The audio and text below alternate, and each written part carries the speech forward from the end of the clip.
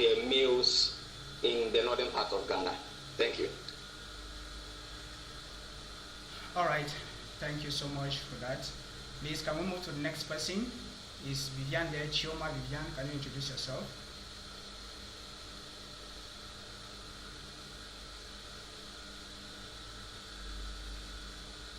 Hello.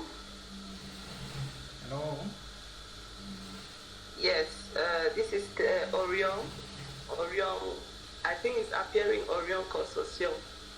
But my name is Therese Nagai. Can you hear me well? Yes, we can hear you well. Okay, thank you. Let me use the opportunity to present myself. It's a pleasure, it's an honor to join. It's my first opportunity to be among Sparklink Africa, and I expect to learn a lot and maybe do great connection. My name is Therese Nagai. I am CEO and founder of Orion Expertise Consulting, and I am also a consultant for the United Nations in terms of documentation, writing, and edition. So I have more than 10 years experience. I've been working with NGOs, I've been working with financial institutions, and now I'm piloting my company, and actually we are at the level of launching, if I can say that. By the grace of God, we have started one of the branch of our activities. Orion Expertise is a consultant firm that gathers consultants, experts of different domains all over the world. That is, we are like a bridge between the company or the individual in need and the expert, because I strongly believe there are people that are so much filled with knowledge, and we need to prepare the youths and the future generations.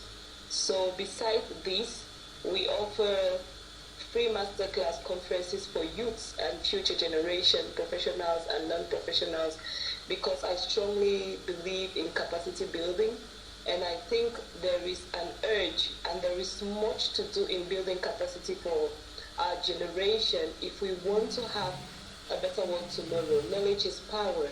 When we stop learning, we stop growing. So I think one of the best capital investment that needs to be done is human investment. And the best way to invest in human is to give knowledge. So Orion is equally a platform that offers training. I want to precise, but now we have free trainings offered for youth, and I'll be grateful to have connection with all the youths or people in touch with youth so that they can equally participate. We have next week a conference on data management for data decisions, and we want to capacitate youth and enterprise in terms of using data. And one of our experts we have more than 15 years in data management. So that's how we are using our platform to put in contact people with heavy knowledge and youths that needs to be built in terms of knowledge, impact for greater innovations. Thank you for the opportunity. Thank you so much, Madam Orion, and we are so glad to have you in our midst. And we look forward to having a discussion further about your initiative and about what you do in order to empower the youth. Actually, that is a very good empowering organization. So we'll be working together to ensure that everything moves on well. Because our goal is to ensure that we impact different youth in different areas, different fields, and that is why we organize this program every time to deliver messages that are going to help them to grow and grow actually to develop their social initiatives so that they can impact their communities positively and reach out to everyone that is inside. And so that is why we are gathered here also. Thank you so much.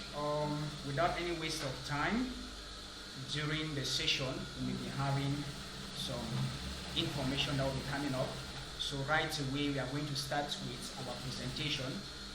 Our speaker is already in, Madam Jemo Naomi, as spoken earlier.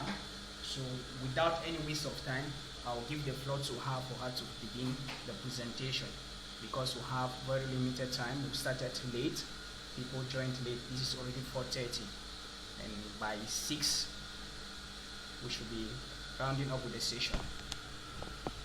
All right. She will be having about 1 hour to do presentation and question and answers, and I'll come up to round up the session with another 30 minutes presentation that is going to end.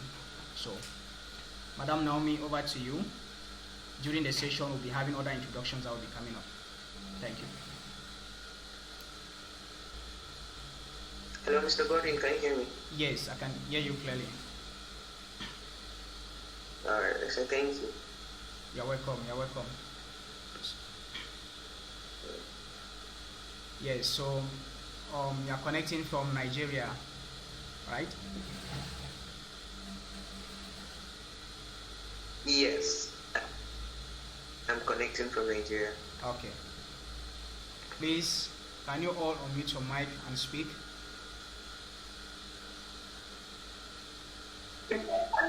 Thank you very much, sir, for the opportunity. I'm called Eboa Regina Fembe. I'm connecting from Cameroon, and I'm still at the build-up skill stage for now. Okay, that is powerful. Okay, the speaker is in, so we are just going to start right away. Over to you, Madam Naomi. You're welcome. Okay, good evening everyone. It's always an honor and a privilege to be able to talk to aspiring young leaders across the continent of Africa. And I always say that if there's one thing that binds leaders together, is the passion, which of course fuels the initiative, the organization, the project that you're doing. So I think that similarity tonight is what is going to create the needed foundation for us to be able to understand the content of today's lesson.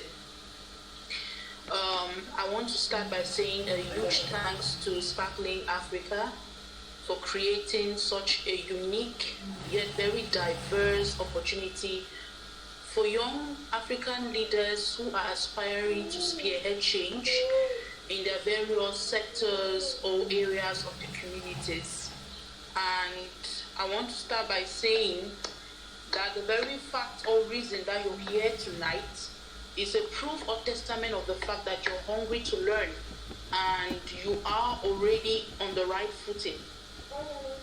And tonight we're going to be talking about a very relevant and crucial topic, which is of course youth impact and sustainability. When we look at the recent times, we discovered that the United Nations saw the growing need of the communities across the globe, the growing need that came from social issues that have been probing minority communities, that has been probing on the developed countries around the world, and they decided to come up with the 17 global goals, which of course reflect the diverse problems, reflect the diverse social issues that every country, every continent in the world, irrespective whether they are developed or underdeveloped, are facing. And it stands to the 17 global goals that proliferated social impact ventures have been rising up, from the grassroots level of the community to the intermediate level of the communities or nations, right across borders. And I want to really believe that each and every one of us here tonight are spearheading change, no matter how small, because personally I do not think that change is small. Even if you're carrying out your initiative at the grassroots level of your community, that change that starts with you is a spark. And it's not going to end with you. It starts with you, and through ripple effects, it's going to influence hundreds and thousands of people. So tonight we're going to look at a quick rundown of tonight's presentation. But before I begin, if you're getting me 5 on 5, I want to see feedbacks. So you use the chat box to let me know that I'm still on and you can hear me. So if you can hear me tonight, I want you to use your favorite emoji, probably a high five, fire sign, whatever it is that you like. You can use your favorite emoji in the chat section to let me know that you can hear me. Okay, thank you very much. Great. So today, the objective of today's lesson is to inspire every participant to become social entrepreneurs by creating businesses that addresses community challenges while generating social impact. So that's the underlying objective of tonight's lesson. And we're going to run through the content outline. We have the first section, which will be centered on understanding social entrepreneurship, what social entrepreneurship is all about, building a social entrepreneurship business, launching or implementing your social venture, and finally, we're going to be having a breakout or interactive session because I believe each and every one of us have interesting experiences that we've drawn from our diverse work and would love to hear you share those with us. Next slide, please.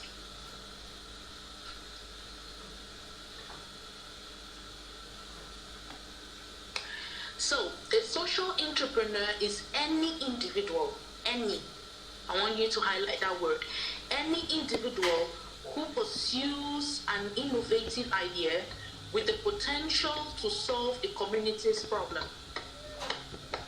So, any individual who pursues an innovative idea with the potential to solve a community's problem.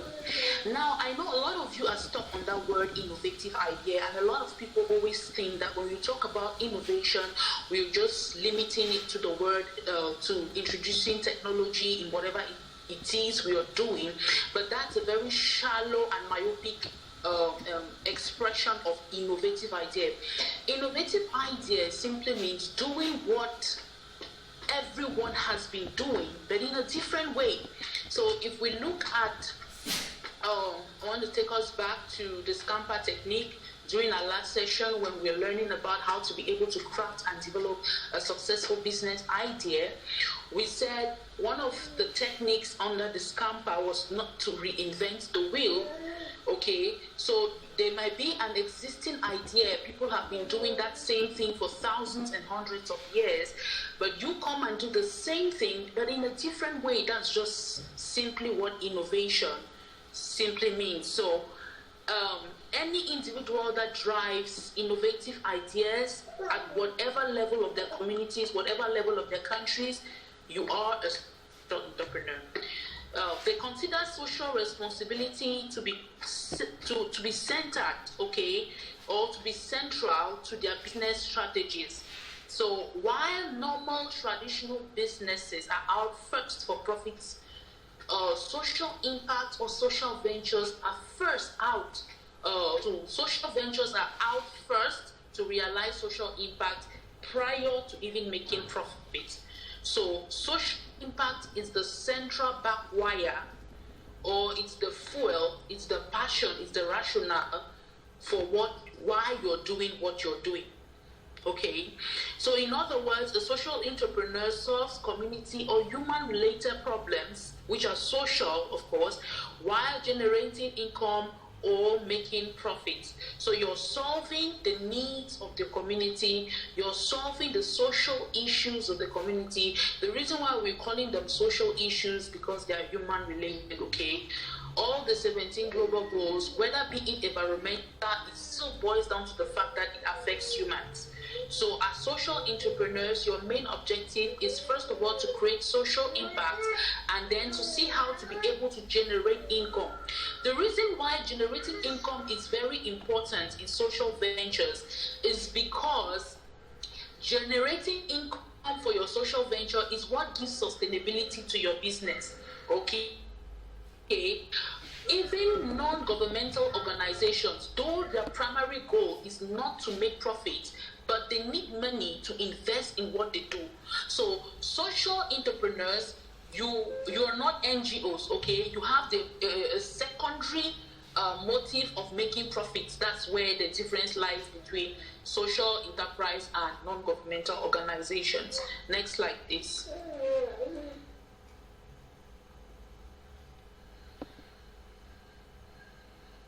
Okay, so when you're talking about social impact, what are you impacting? Okay, what are you out to solve? Of course, you're out to solve an existing problem. And if you're creating, if you're spearheading, if you founded a social venture, automatically it means that you identify a social problem in your community which you have been trying to solve innovatively over the years.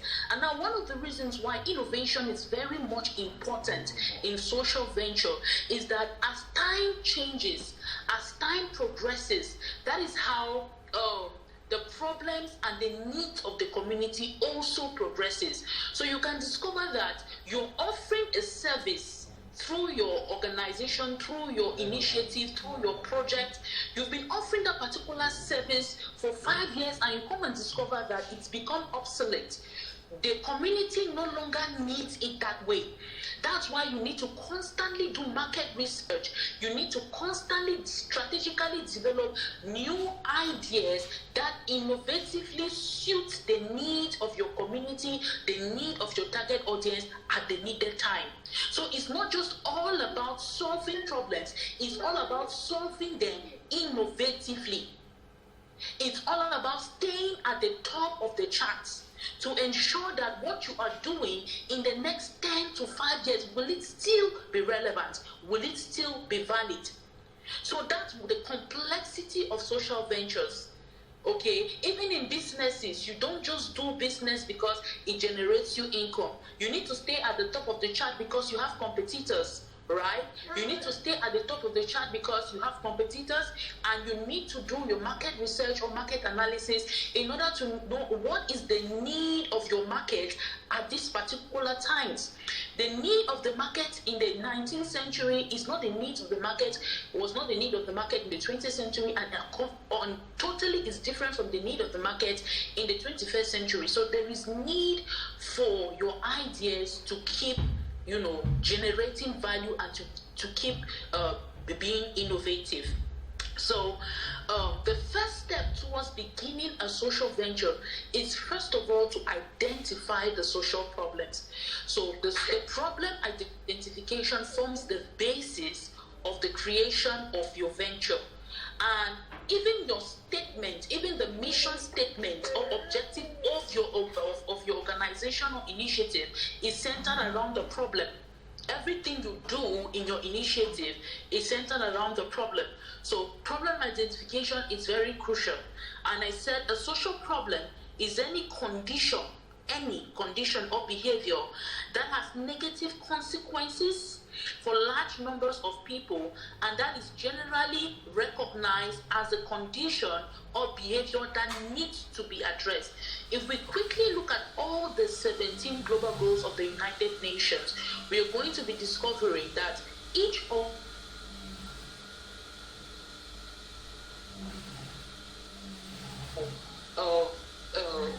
local NGOs, international NGOs,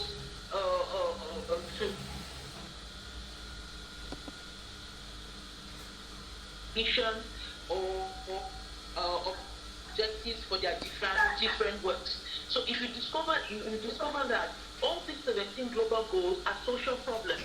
There are social problems which cut across all countries in the world. If you look at zero hunger, it's an international problem. In fact, it's a global crisis. If you look at access to quality education, it's a global crisis, it's a global issue. And so what are you, the question I want you to ask right there at the back of your mind is, what is my initiative trying to solve? What are the problems I have identified? And if you're still envisioning to start a social impact venture, you should be asking yourself, okay, you should be asking yourself, what is a problem that my community is facing? And one of the easiest ways to be able to identify a problem is by observing. Observe the trends. Observe your community. You know, as social entrepreneurs, sometimes we're very quick to look beyond, and we tend to ignore what is right beside us. You know, you might be going through your street every single day and you see a pile or a heap of debt that has been abandoned that has been disposed of in a very, unpleasant manner. And you've been going through that street every single day and you've been going to work, okay? And yet you're asking yourself, what can I do? I really need to start an initiative. I'm passionate. I want to change my community. The right there before you is a problem. It may start within your community, but if it's not addressed, if awareness is not raised, it's going to become a national or even a global problem. Improper disposal of waste has been one of the highest problems that has caused environmental hazard. And you understand that once the environment is not conducive, once the air, is not conducive to take in, it's going to link to another global goal issue, which is access to quality health or good health. And you discover that climate hazard, environmental hazard is linked to health hazards, okay? And health hazard will link to increase in poverty, and increase in poverty will lead to decrease in economic growth and development, because the more people get poor, the less the gross national production of a country. And if that happens, schools are not going to be constructed. So you see that the moment you do not solve one in your community, there's a ripple effect, there's a chain effect. Okay, the problem keeps growing. So first, you're supposed to identify that problem and see how to be able to address it. So the easiest way for you to identify a problem is to observe the trend in your community. Observation is the highest technique aside any other thing. Observe and see the trend within your community. That which is unusual, based on the knowledge you have, that which is unusual, you know that there is a call for action. There is a need for intervention, and you do not need the whole world to intervene. You can start. That change can start with you, okay? Great. So please, if you have any question, feel free to write in the chat section, and we're going to be addressing that as time unfolds. Next slide, please.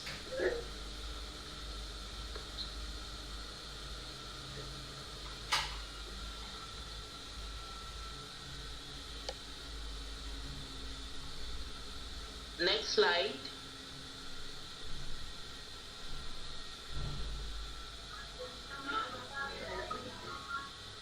Great. So the social problems, actually divide them or classify them under 6 different subheads. So first we have economic problems, which cover unemployment. You have health problems, access. We have political problems, immigration, goodbye. We have social, psychological, racism, gender inequality, and all that. We also have, please, can you go back to the other slide, please?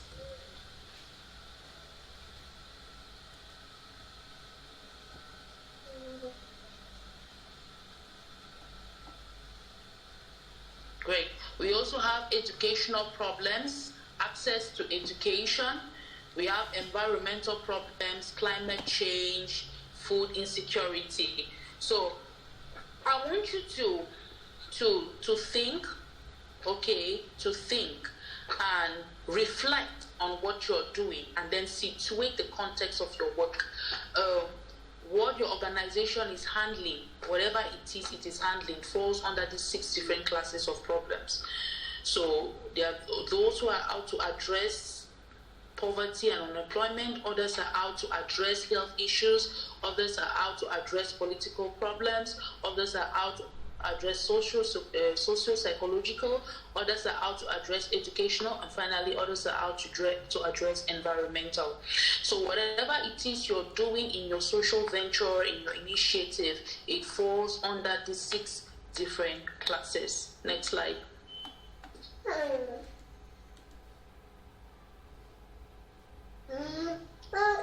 So would have time to stop, to think, and to situate.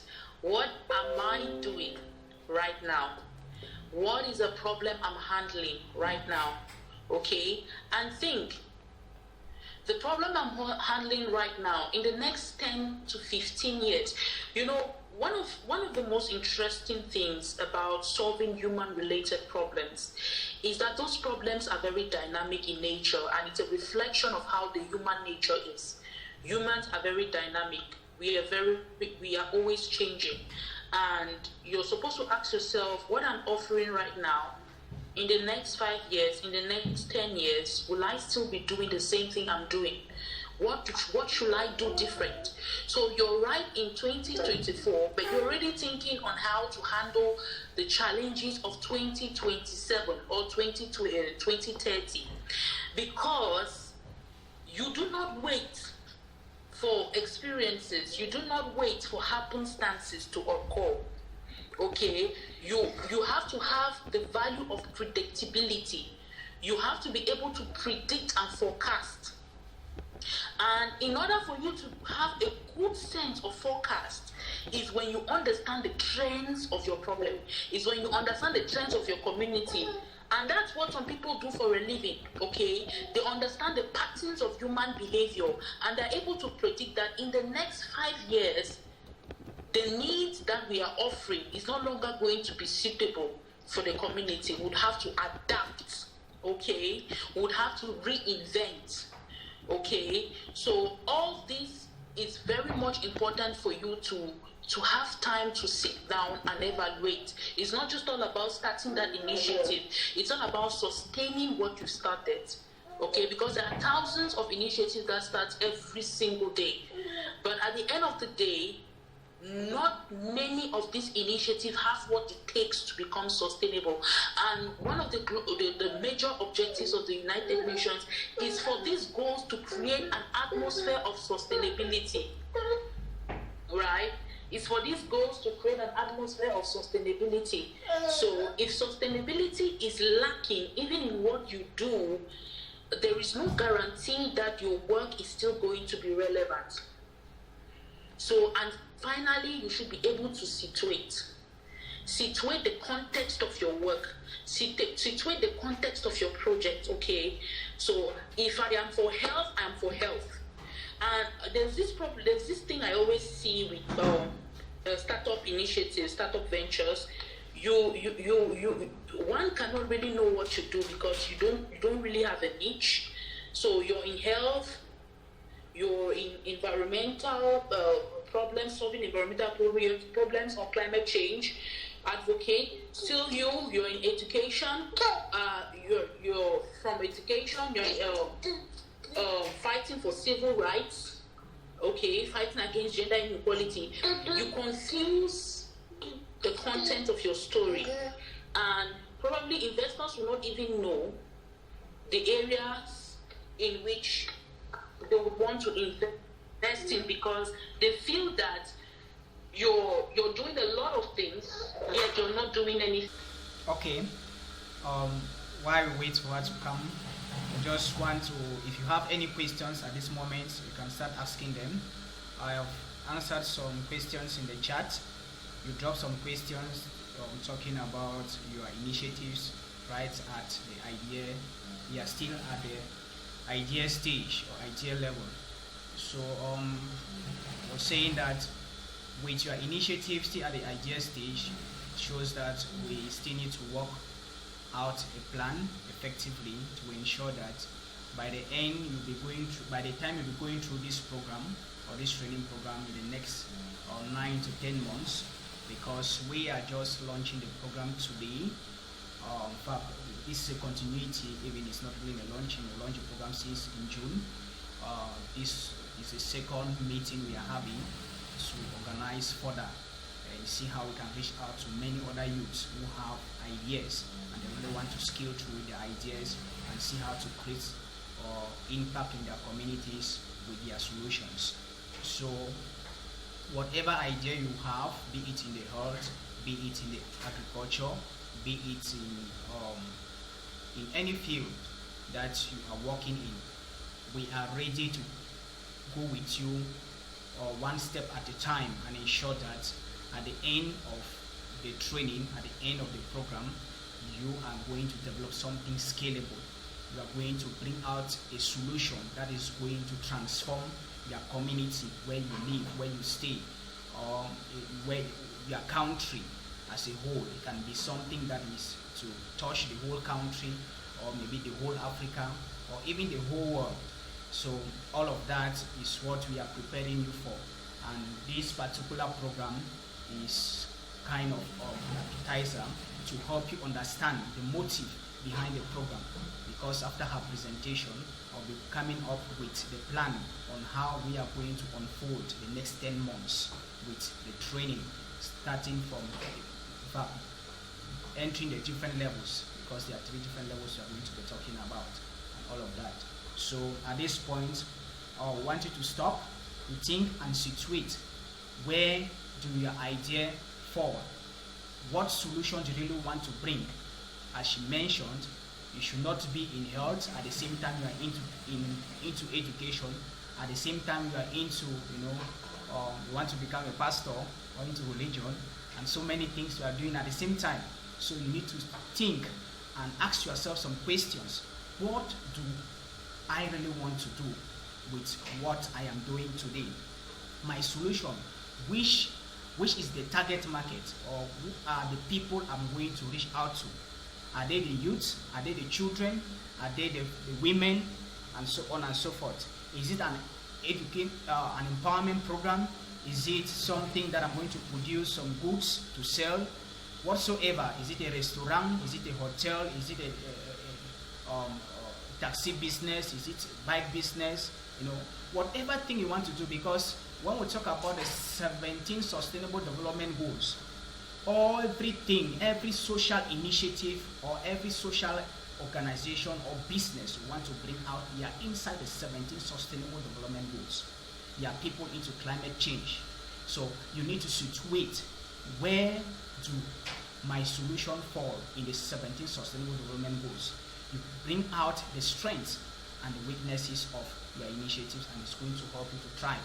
Because if you don't define those things clearly, it will be very difficult for you to succeed. There are many startups that start, but they don't grow. They start and they don't get to any level. Why? Because they start wrongly. They start without knowing the market. They start without understanding their solution and all of that. So it's a very important thing for us to understand what our solution is all about, and who this solution is going to be serving. Okay, hello, can anyone hear me? Yes, we can hear you. Okay, great. So before I left, I said to stop wait, because it's very crucial and important for you to be able to know where you are, for you to be able to know where you were, where you are, and where you're going to. So the next slide, please.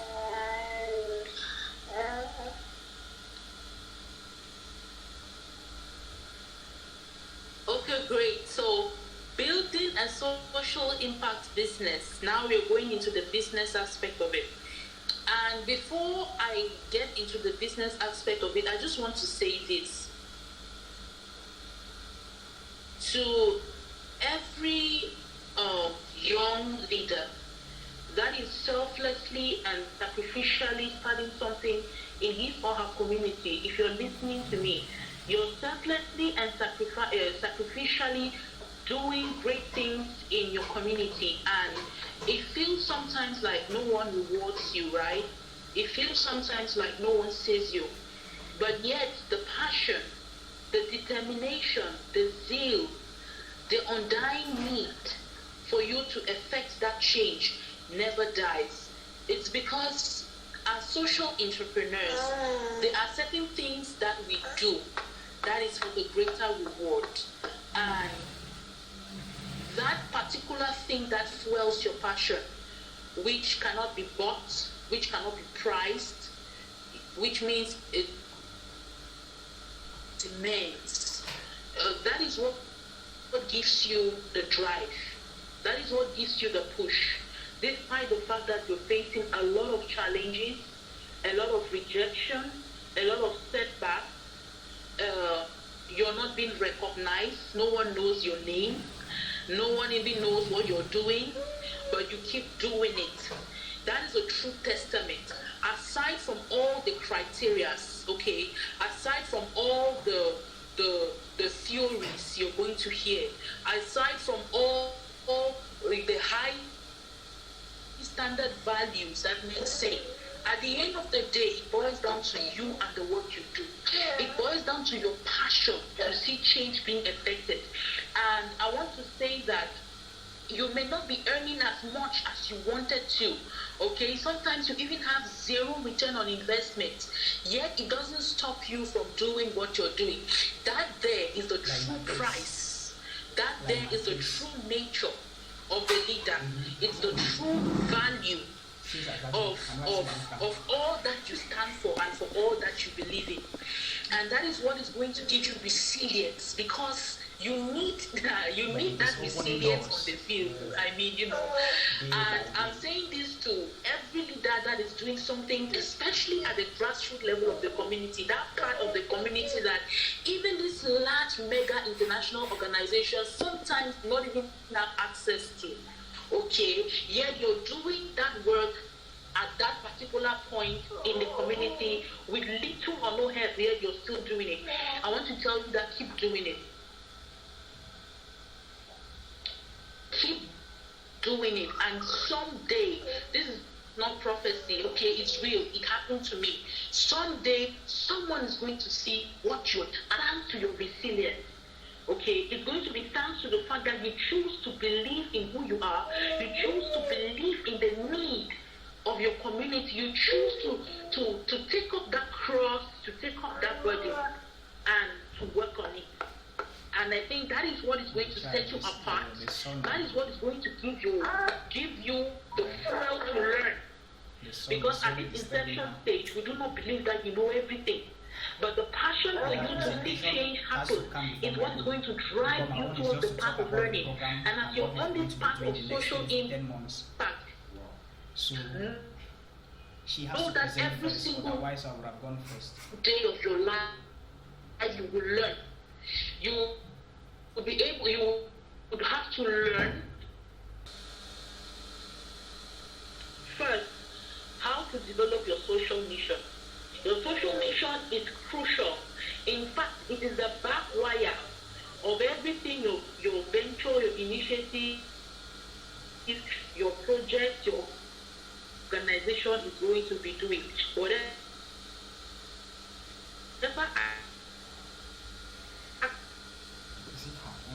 actions,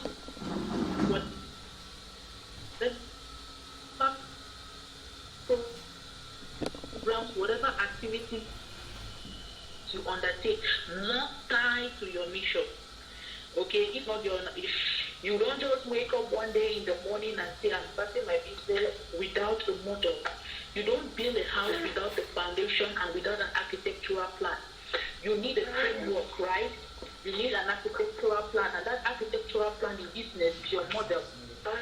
And lastly, you need to learn how to measure your impact. So we're going to be looking at these three important details. Next slide.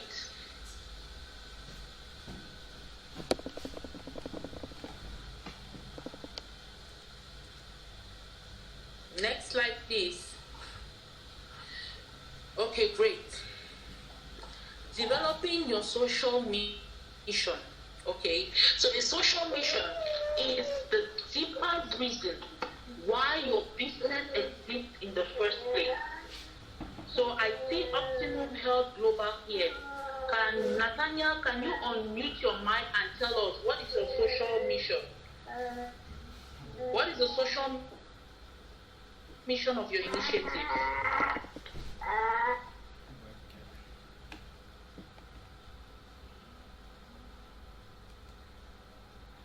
Nathaniel, over to you.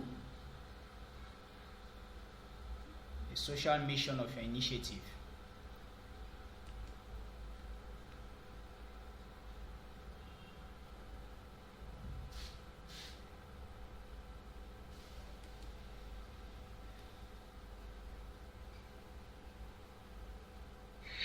Okay, if it's not there, probably when it's on, he's going to unmute his mic and speak. Let's go right about it. So your social mission is a deeper reason why your business exists in the first place, right? So it's the big why behind every single decision you make. So why am I doing what I'm doing? Why does my business even exist in this community, right? Why is my business not in another town? Why is my venture not in another city? Why am I doing it here? Everything matters. Social impact organizations are typically mission-driven. Okay, practically 100% mission-driven, focusing on achieving specific social or environmental goals. So that the goals you're aiming at achieving is the drive for your work. For example, Sparkling Africa. The CEO of Sparkling Africa is going to tell you that one of the strong missions or strong objectives of what they are doing is to be able to raise contemporary leaders in the entrepreneurship sector in Cameroon and beyond. That's why you see most of their programs are tailored on building business creation, and they've built a brand, they've built a social presence over the years, okay? And when you hear of the name Sparkling Africa, even just the name of the initiative tells you already a lot about what they are doing. So that's automatically what we are saying here. You should be able to have a social mission that reflects the work your organization is doing. So your social mission should not be different from what your organization stands for. Rather, it should represent all that your organization stands for. And it is from your social mission that you start coining the objectives. You start coining the programs, tailoring the activities that your initiative is going to be doing. So it's hazardous, it's terrible for you to operate an initiative and they ask you, what's your social mission, or what's even your mission? Okay, what's the mission of your objective, of your initiative? And you're unable to tell your mission, right? Avoid social missions that are okay, great. Avoid social missions that are polarizing, okay, like politics-related missions or ones that are too niched. You want to reach a broad audience and support a feel-good cause. Consider causes that boost economic impact, support the environment, or enhance communities. Now, what I mean there is that sometimes when you listen to the missions of some objectives that I have listened to over the years, okay, when I say it should not be politics-related missions, what I'm saying is you should not become a political party. Your mission statement should not be subjective, okay? Your mission statement should not be biased. Your mission statement is not supposed to choose a side, okay? For example, if you want to be involved in politics, it should be for a good cause. So the good cause of you being involved in politics probably should be you want to increase youth participation and engagement in their civil rights ability to vote, because actually that is an underlying problem in Cameroon. Youths don't vote. You can actually count the number of youths that even possess a voting card. So that should be your mission statement. And should not be that your organization is against a particular political party. You don't choose sides. Your organization is not supposed to be apolitical. You're not supposed to take sides, and it cuts not just through politics, but through any other department or sector that you're advocating for. Okay, so your mission statement should reflect a good cause. You're fighting against gender inequality. You're fighting against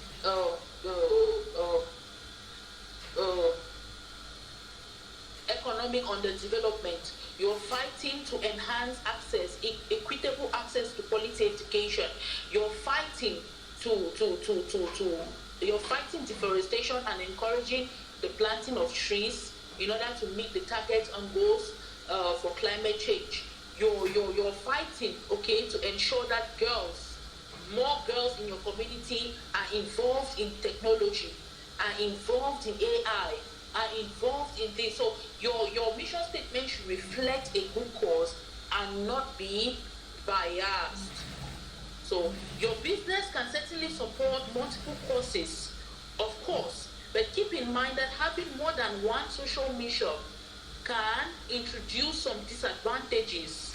Okay, so it is not bad for your work to have multiple mission statements or a diverse cause, but it poses a lot of disadvantages, and we're going to be looking at them. Your core values become diluted. Okay, when you spread your tentacles towards different directions, there is that tendency that the energy, the efficiency, the productivity that you could achieve for one is going to be diluted for many. So that is why we always encourage your mission statement should reflect a single core value. Okay, that would enable you to become more efficient. Your contributions to each individual organization becomes less impactful since they are more to focus on. So are you focusing on women agenda? Are you focusing on civil rights? Are you focusing on health issues? Are you focusing on education? When you over diversify your work, okay. Now let me just say this: you can diversify within a particular niche, okay. For example, if you're out for education, you can decide, I want to educate on climate change, I will educate on women, gender inequality, I will educate on health, I will educate. Now you are on education, but you are diversifying, okay, your work within the spectrum of education. That is very good, and that is what many multilateral companies or organizations do, okay. But saying that you want to do education, you live from education, you want to do health, you live from health, you want to do environmental issues, you want to do political issues, that's where the problem comes. You risk having customers or employees who don't support one of your social missions, which can turn off altogether. So when you're building your initiative, you may be starting maybe with 2 people today, but you're not going to end just the 2 of you, okay? Your organization is going to grow big, and you're going to have people come in, and people with diverse views, diverse opinions, and the more spread out your mission is, you give them more options to choose on which side to belong to. So it's better to just narrow down your work on a single particular niche and focus on that. Next slide.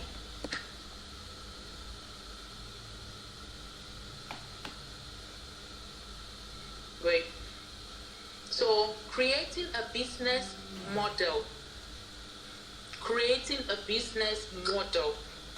I want someone to tell me, when you think about the word business model, what comes to your mind? Anyone?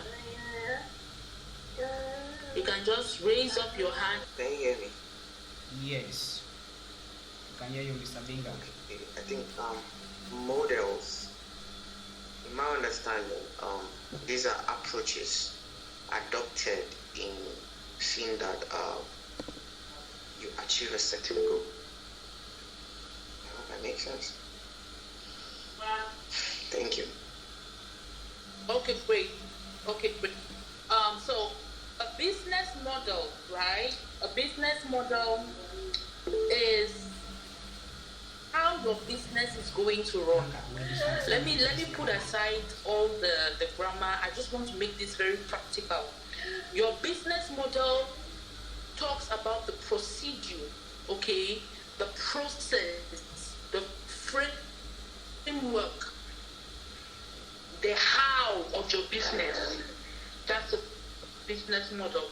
A business model defines how your company will create, deliver, and capture value. That's why business model is very much important. knowing what business model you're operating in is very crucial to the sustainability of that venture. The first aspect is creating a business model for your startup or product means you identify the problem you are going to solve. That is the beginning. The moment you have identified the problem will tell you which model is good to generate solution, to generate value that will target that particular issue. So you need to identify the problem you're going to solve, the market that you will serve too. So the first thing is the problem you're going to solve. The second thing is the market you're going to serve. Okay. And third, the level of investment required. What products, okay? What products you will offer and how you will generate revenue. So you have to identify the problem, one. You have to get to know the market you will serve to. You have to understand the level of investment that you will require and what product or services you will offer and how you will generate revenue. That is all what the business model is all about. There are three main areas of focus in business model. You have value proposition, you have value delivery, and you have value capture. Please listen very attentively. The value proposition outlines who your customers are and what you will offer. So value proposition is related to the target of your business, which are your customers, one, and secondly, the product or output of your business, which are your goods or the services that you are rendering. The delivery details how you will organize the business to deliver on the proposition.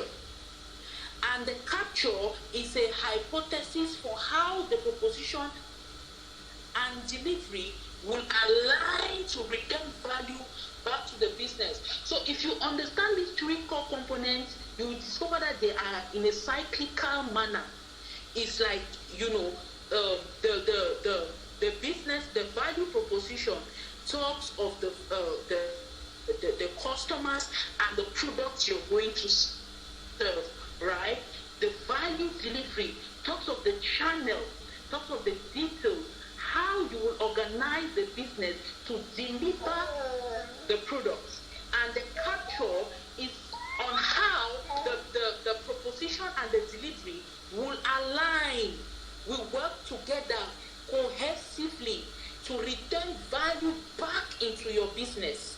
So the moment you fail to be able to achieve the goods you have,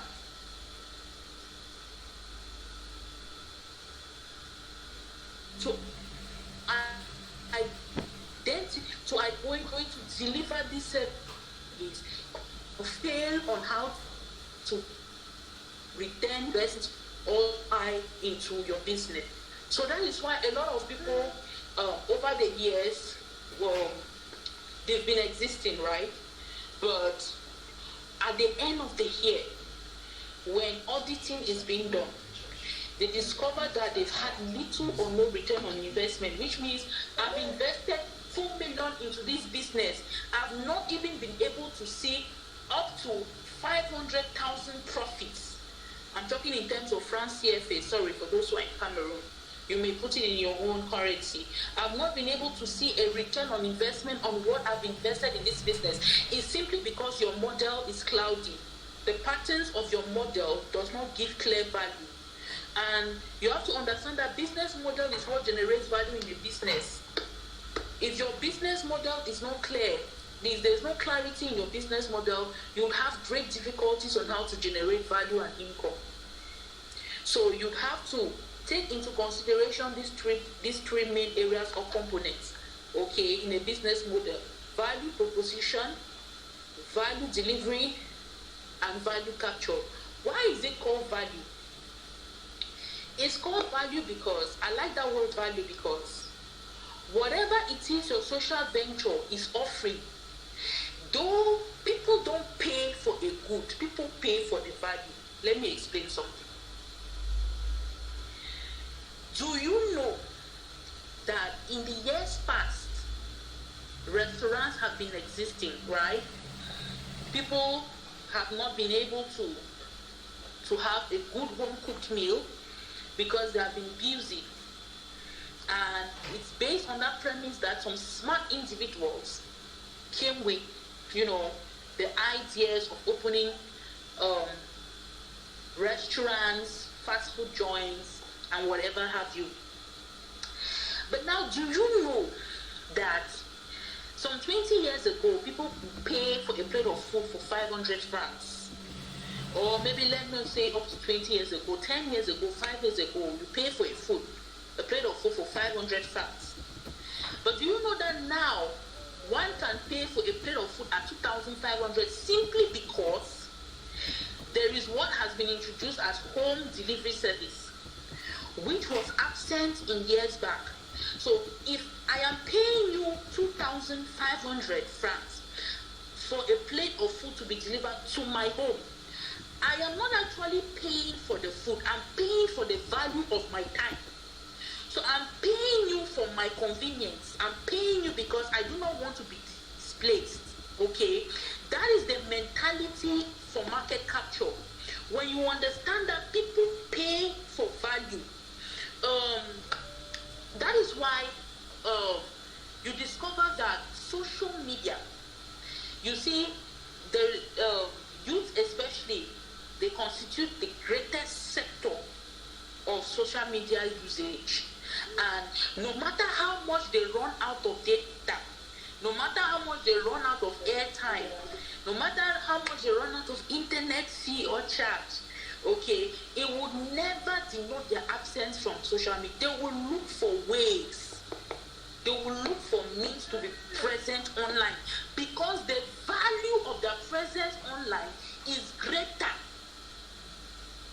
than the fee they pay.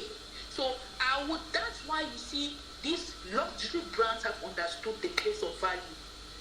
And you who have not understood the place of value, you say, why is this person buying this? Look at this simple cheap baco. That's why they call them luxury brands.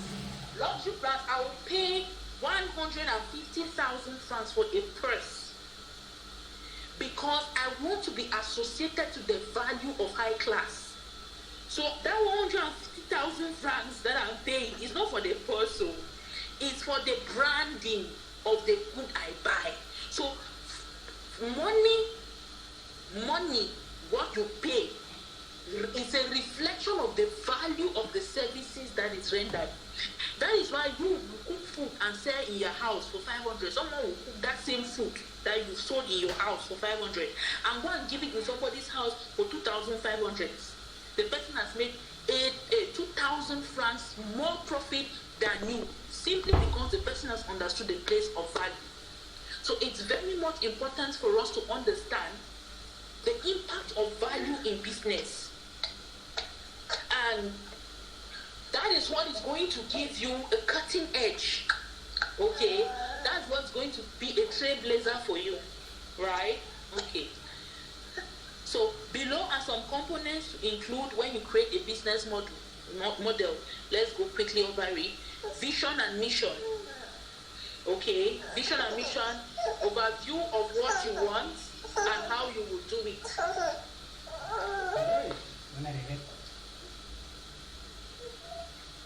Next, objectives. High-level goals that will support your vision and mission, along with how you will measure success. Customer targets and challenges. Solutions. How your product or services will solve customer pain points. Now, just permit me say, expatiate a little bit on this. Now, you have to understand that people pay for their problems to be solved, though. That's just the cutoff point of why I would move money and give you. It's because what I want you to do for me, I'm not able to do for myself. That's why people would leave from their homes, get to their market with money to buy foodstuff because they cannot plant that foodstuff in their compounds. They don't have a place where they can grow it by themselves. So they go to buy what they don't have. So whatever that it is that is present in the market, it is a solution to a problem for every buyer. So you need to start thinking in that light. If I'm going to be offering services in my social venture, what I'm offering, is it a solution to a problem? Okay, because you might be offering what looks like a solution, but it's not solution enough. And that's why you don't see people, coming in to support and buy what you're selling. So the next point is differentiators. Characteristics that differentiate your product or service. Differentiators, I like them a lot because that is what is going to make your venture different from the next venture close to you. That is what is going to make that I will not come and I'm confused on who I should buy from. Even if there is a similarity, there should be a difference. That is why it is very important for you to know how to craft your mission statement, because when your mission statement is properly crafted, you will be able to clearly see your differentiators. What makes you, and your differentiators is what gives you an upper hand to your company. Because there are thousands of other social ventures that do exactly what you're doing.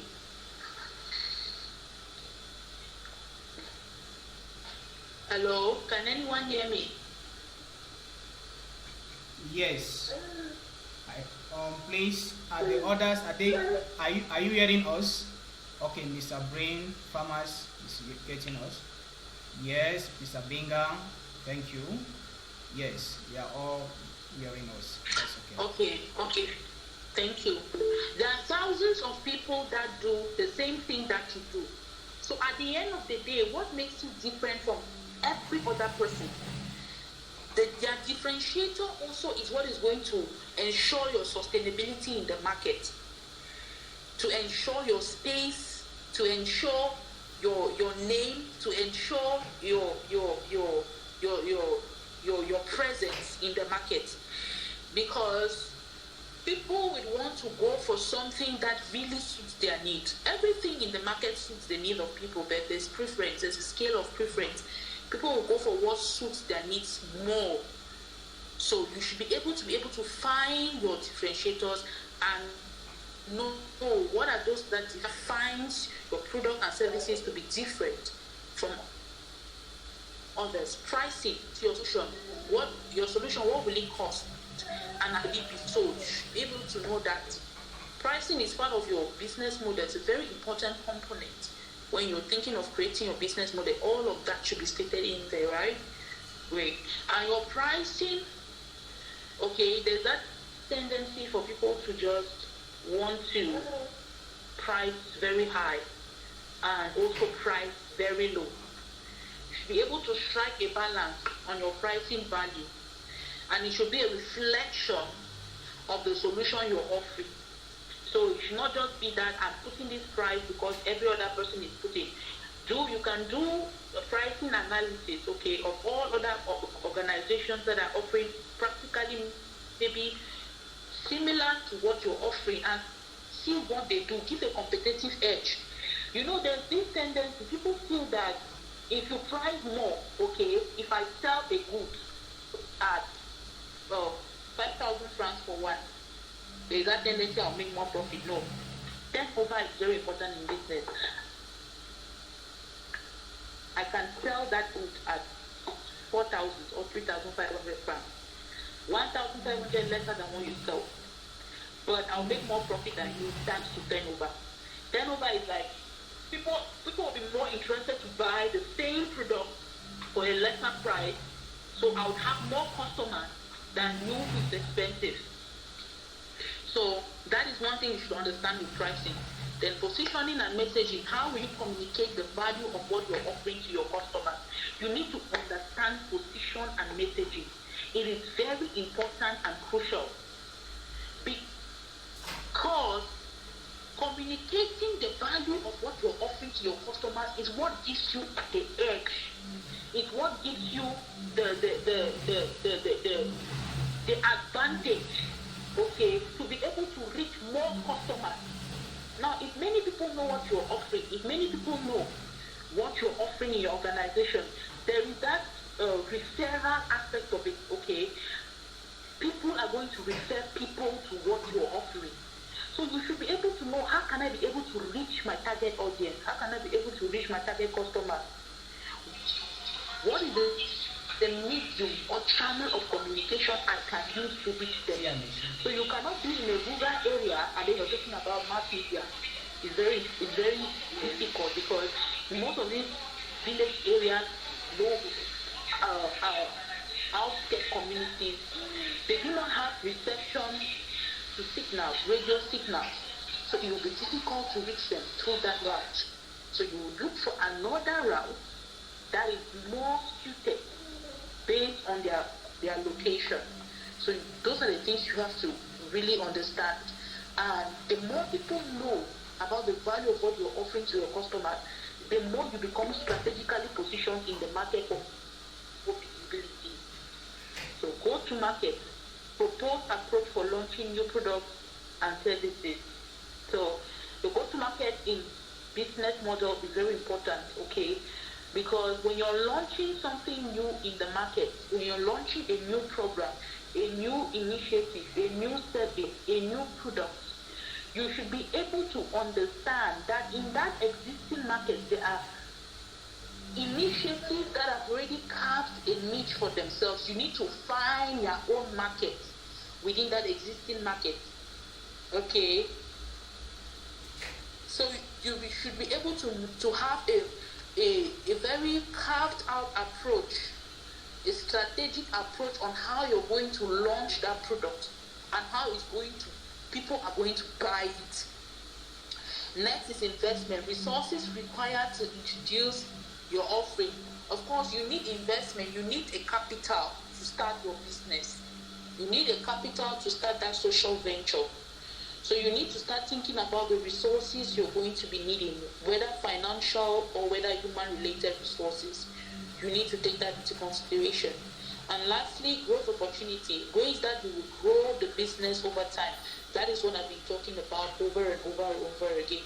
You need to think on your growth opportunity. You need to start thinking on how your business is going to be in the next 5 years. You can't afford to just do business and wait for 5 years to elapse, and that's when you're struggling to see how you should be able to already begin to predict, okay, the direction. You should be able to predict the financial flows, the value flow of what it is you're doing now. So growth opportunity is very, very much important. Next slide.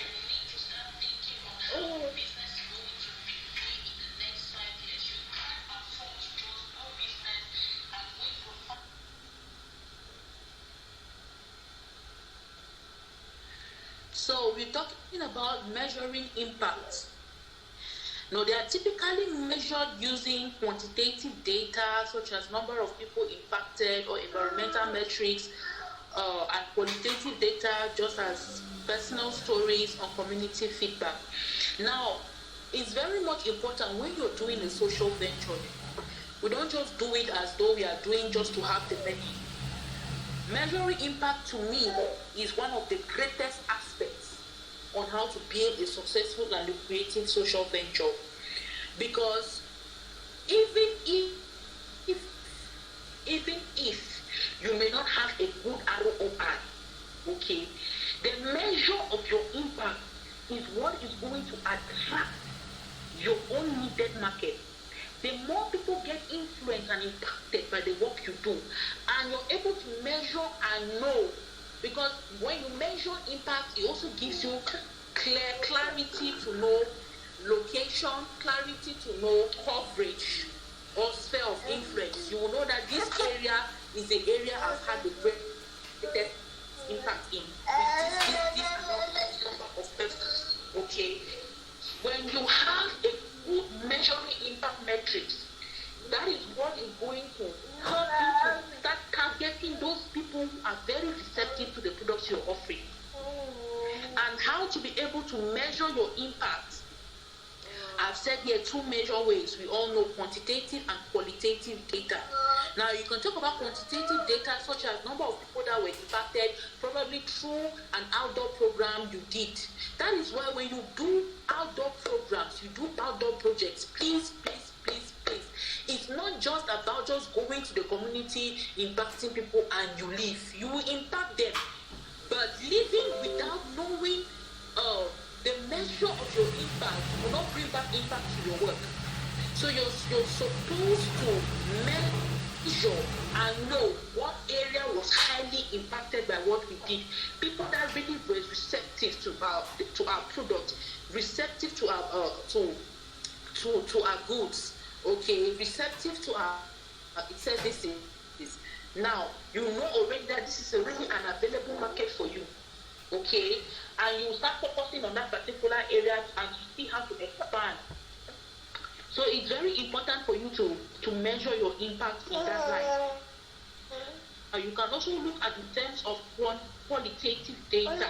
Now this one, you can try to go a feedback form, okay? You can try to do a community feedback form.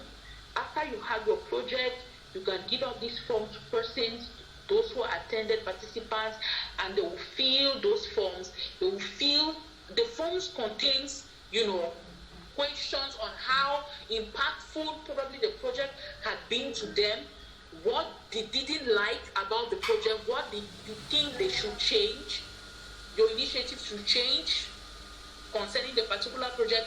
It's very important because the feedback of your target audience is what is going to help shape the trajectory of your work. That is what is going to give you a good 5-year or 10-year plan. From their feedback, you already know, you will see a particular behavioral pattern. You will see a particular chain. Sometimes you see a particular response that is similar and it cuts across. It gives you already direction, okay? It gives you already direction to know that this is a crucial area of need we are supposed to target. This is a crucial area of need we are supposed to look into. And it's going to help you forecast that probably in the next 5 years, it may change from this need to this particular need. So feedback in business or social venture is very important. Measuring your impact is, it's so important and it's being very much underrated. Because a lot of social ventures also focus on the first two. And I'm not talking on social venture on the large scale. We are talking about social ventures that to reflect the different work most of you in this forum at inception stage. There's that tendency for you to quickly forget that it's very much important for you to get feedback and value. And when you have feedback on your work, it also gives you it tells you how to tailor. It tells you how to shape the next project. So you will do the next project better than you did previously. Next slide, please.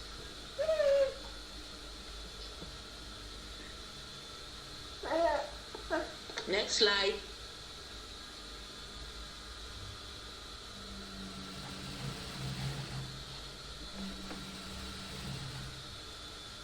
Yes, the slide is on, please.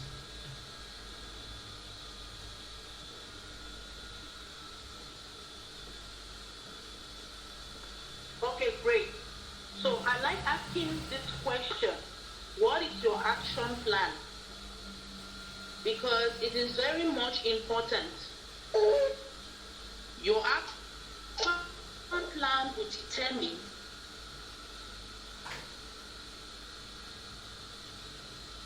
the direction of your work, the content of what you want to do, and of course the impact you are envisaging to have or to create.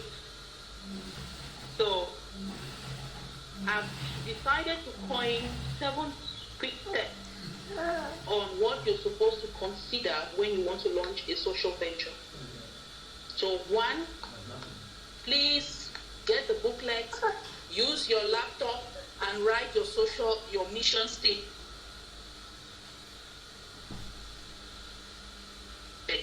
It should be clearly outlined.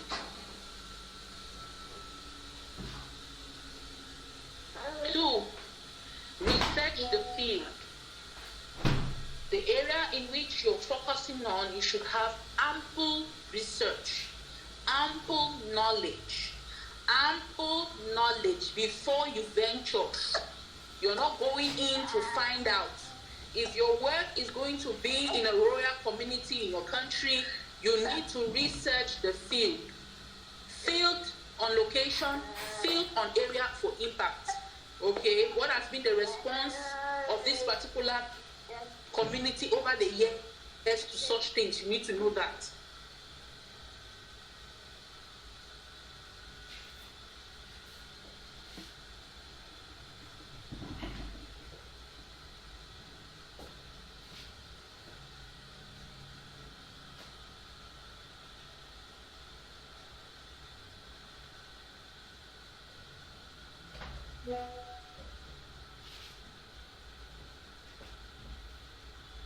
What you're going to offer as the product, what you're going to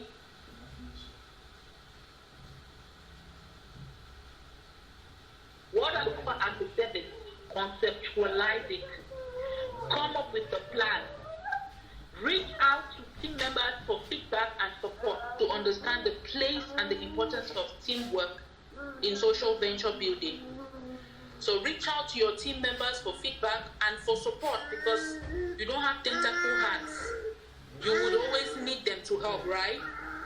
Develop your business model. 5. 6, identify initial funding sources.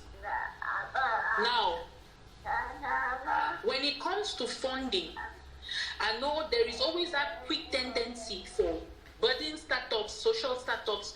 Oh, you just started 1 year ago. I want to have funding. I want people to fund my idea. Now, I always tell youth this. No one nowhere in the world has free money and just wants to give the free money away. Okay? Nothing in this world is for free. Even what you get for free, know that someone paid the price. What am I trying to say? You need to be more focused on building the credibility of your work to a certain level that it can attract trust and it can attract investments first before you're panicking and shaking and wanting to have an investment. And you have to understand that people will invest in innovation. People will invest in something that is different. That's what I'm just saying. People will invest in something that is productive. And when we talk about people investing in something that is productive, it doesn't mean that it is productive now. But they have the ability to see the productivity of what you are doing in the next 5 to 10 years. And they know that if we put in money in this thing, it's going to become lucrative. So the question you should be asking yourself is, what I am doing, is it creative? What I am doing, can it attract the needed investment that I'm struggling to look at? Okay, so it's not all about they don't want to invest in what I'm doing. Nobody is wanting to invest in something that does not make sense, or they feel that it's good, but it's not just good enough. So it's up to you to raise the bar and standard of your work. And how to be able to get innovation, we've seen it in the slides. How to be able to tailor your work to become optimal in productivity. We've seen it in the slides.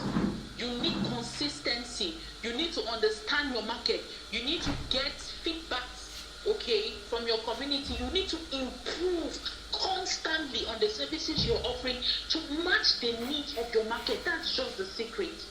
And that's where a lot of new or budding or upcoming social ventures have a lot of difficulties. And finally, write an action plan and just stick to your action plan. Stick to it. There is no probability in social venture launching. There is no let me just do it as I'm seeing it in social venture launching. There is no today will take care of itself, tomorrow will take care of its own in social venture building. You must be intentional. You must have a cause, actually a cause. You must have a plan. You must know why you're doing what you're doing now and not doing something different. So it should not just be that you wake up today, oh, let's just have this program today. It's not good that we should be like this without not having programs and reaching out to the community. Let's just go. No. If you're reaching out to your community today, it should be that there was a need that you saw, okay, and you're wanting to meet that need.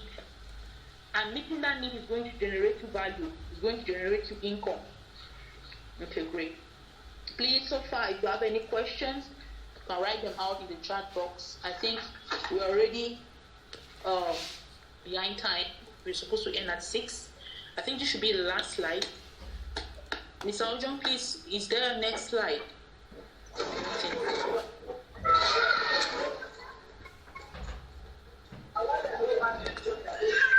Okay, great. So I think this is the last slide, the last session. Okay. How to sustain the social venture. Let's just rush through this.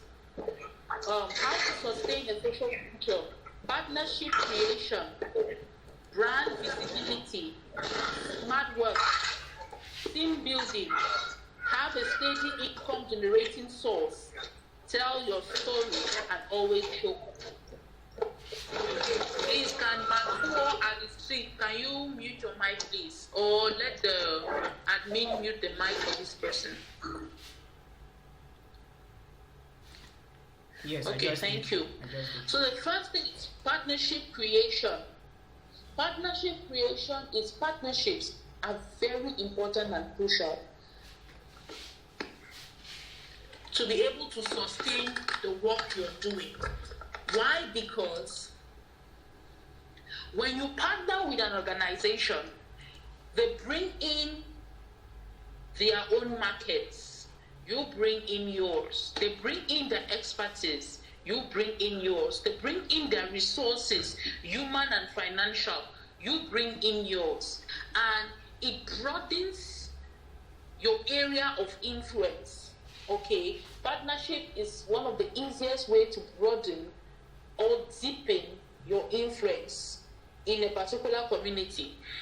And it just feels good to know that there is another person, there is an organization somewhere that is willing to share in the responsibility for the work that your community needs. And I think that's a very complex and completely full topic on its own.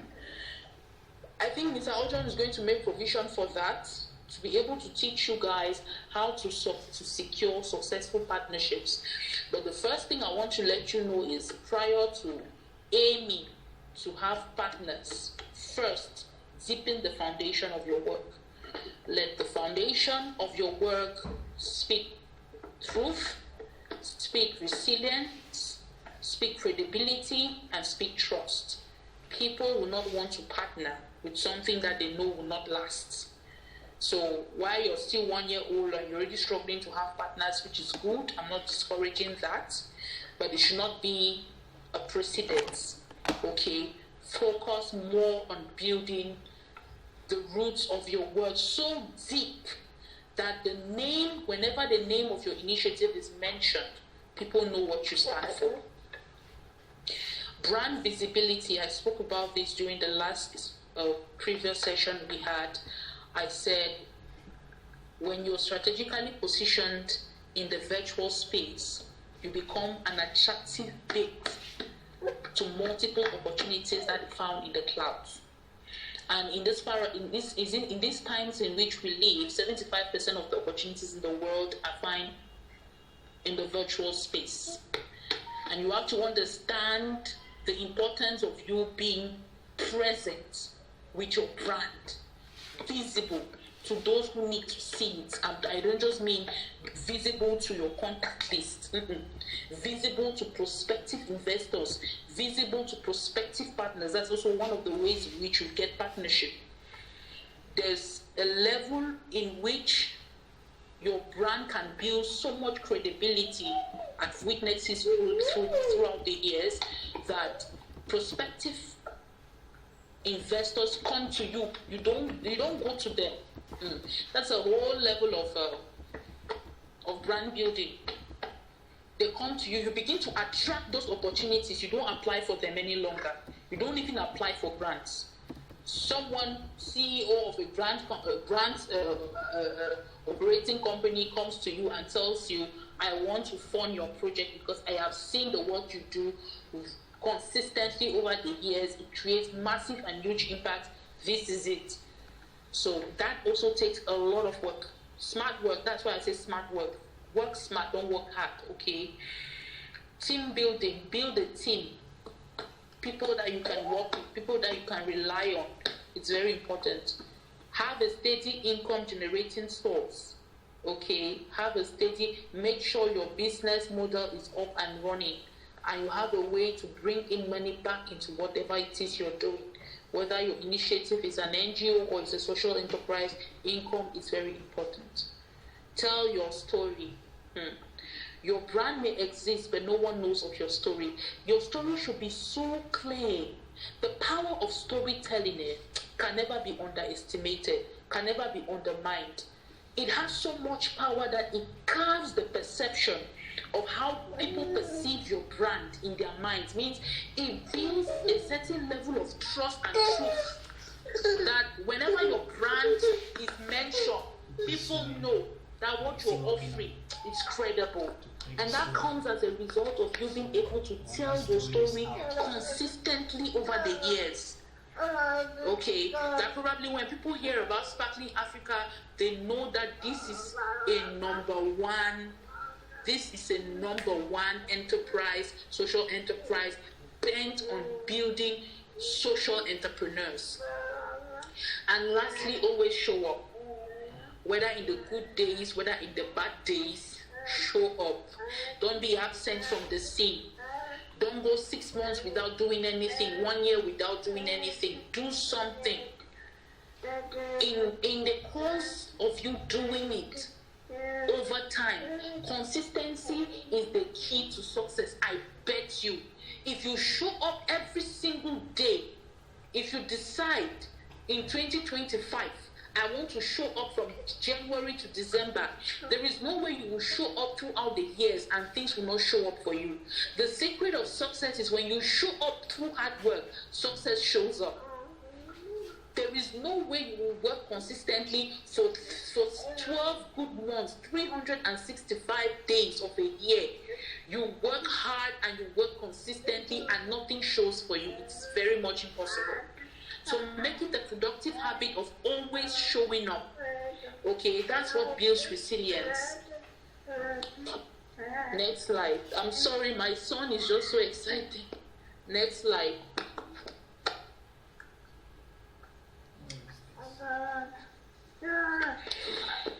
Okay, so we're going to have a quick 5-minute breakout session. And I want us to have a group brainstorming session on social problems in your community. I want 2 persons to unmute their mics and briefly tell us, what is that problem that you saw in your community that sparked you, that engaged you, okay, to join social entrepreneurship or to begin that social venture. Mr. Ojong, I think you coordinate this section, right? Okay.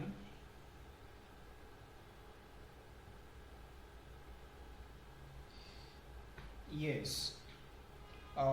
We are already at the end of the presentation because after here there is no other slide that is ahead.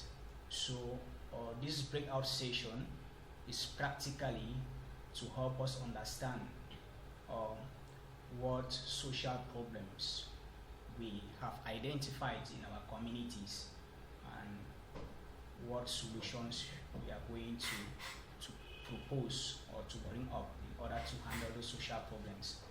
And as you can see clearly on the screen,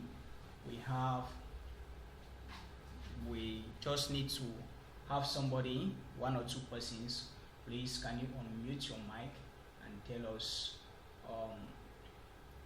you should tell us a social problem in your community that you have identified and you think that it's really pressing and you have burden for it, because if there is no burden for something, there is no burden for you to do something or to help humanity, then there will be no reason for your business to exist. Because if your business is existing and it's not helping humanity, then I can tell you plain and clear that that business is an evil business.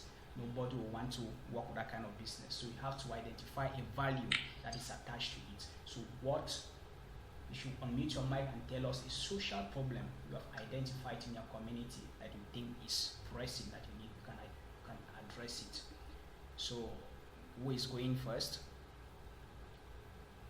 Hi, Mr. Ojo. Thank you for the opportunity. Okay. Are you getting me? Yes, I'm getting you clearly.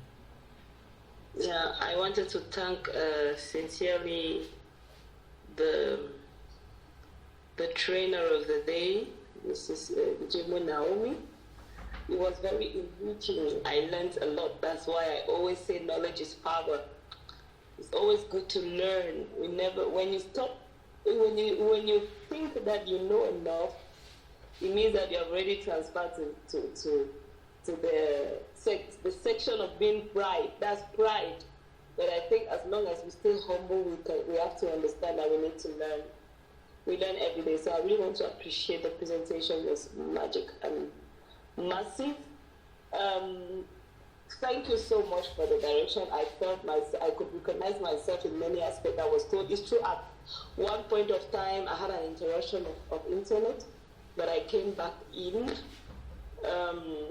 What I want to say is that the crucial problem, as I was doing the presentation at the beginning, my greatest contribution that I want to bring in my nation and Africa and my community is really that of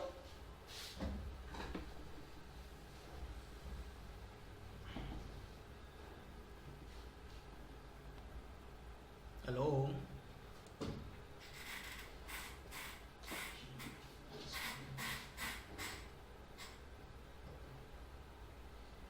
Yes, please, I'm in a meeting. Thank you.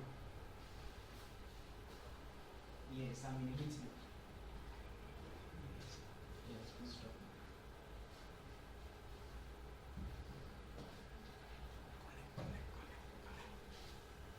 the world. For experts that are out of Cameroon, we do online classes, online master classes, mastermind. And for experts that are in country or that can travel in country, we do site master classes. So we have the next one next week. And the basic problem is people are learning just to satisfy a need. Either they want a degree to have a job, they want a degree to travel, they want a degree to prove a point, but people have lost the passion of mastering knowledge in the specific domain or mastering knowledge in their talent. And this, I speak a lot of youth, I speak about youth and future generations. So my little contribution I want to bring with this vision and with the company is to really find a way to find a way to rebuild the passion of youth in learning and perfection. One of our slogans is excellence through performance. There is no way you can attain excellence if you don't continually work your performance. So I think that's the problem I want to solve, and it's true we need a lot of connection in order to touch maximum of youth, because we have a target of 1,000 youths per year. We want to touch maximum of youth, give them some specific basic in some master classes according to their domains or different some parts to better strengthen their thoughts, their learning. That's why we build a lot of partnership with training institutions in and out of the country and many other things. So I believe that's a little bit the part according to the training of today. Thank you so much.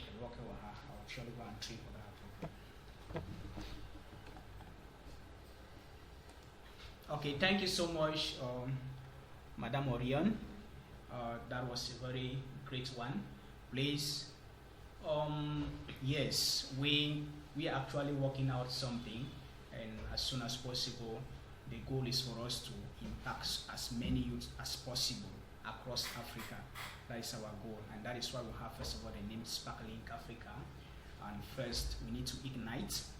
When we spark out the entrepreneurial spirit out of the youths, we help them by connecting them in programs like this, by organizing programs like this, as WordLink, and ensure that they should reach out maximally in their community and see how they can impact those communities with their solutions. Because we believe every youth has an idea, every youth has a purpose, first of all, to accomplish here on earth. And that purpose is where the person is wired to develop a solution or to create a solution that is going to serve humanity.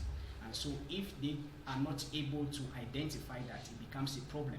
And that is the biggest problem we are trying to solve here, is to identify these youths, ensure that, okay, whatever they have as an idea, whatever they were born with, we try to develop it and bring it to life and ensure that they are running with it till the end of their lives here on earth, and build a legacy or leave something that is people are going to continue with it and things like that. There are many dreams, there are many ideas, there are many people who have buried their dreams. They buried their dreams because they look at it as though it was impossible for them to start. And that is why we brought out this initiative that, okay, the fact that you have that idea, we don't want you to die with it. We want you to bring it out. And so we'll try to reach out to as many youths as possible. Many are yet to even catch the vision because they are still living in their own mindset. You know, it's very difficult to transform the mind of somebody. Immediately they have a particular thought that is already implanted in their mind. To try to change it, it takes time. So change is a process that we try to ensure that. That is why one of our slogans is raising change makers. Change makers. And so the word change comes with an activity that we need to take from one step to another. And so that is what we are into. However, I so much love your contribution on reaching out to many youths as possible, especially every year that we want to reach out to us 1,000 youths, at least 1,000 youths every year, which is a huge mission that we need to accomplish. And reaching out to other partnerships like this is going to foster it. Okay, without any waste of time, we just need to move forward. And I just wish to let us give a hand of applause. I know that we're clapping here, wherever you are, your hands will not be heard, but you can use emojis and indicate to Madam Njemo Naomi for the wonderful presentation this evening. So we are going to move right away to the next session, and this session is going to take us maximum 30 minutes or 35 minutes. We should run up with this issue.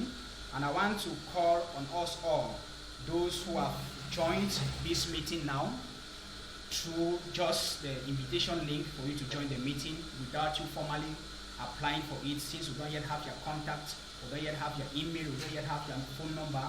I have dropped a link, the WhatsApp group link in the chat box. Please, you should have access to it. Access it and join the group for more updates.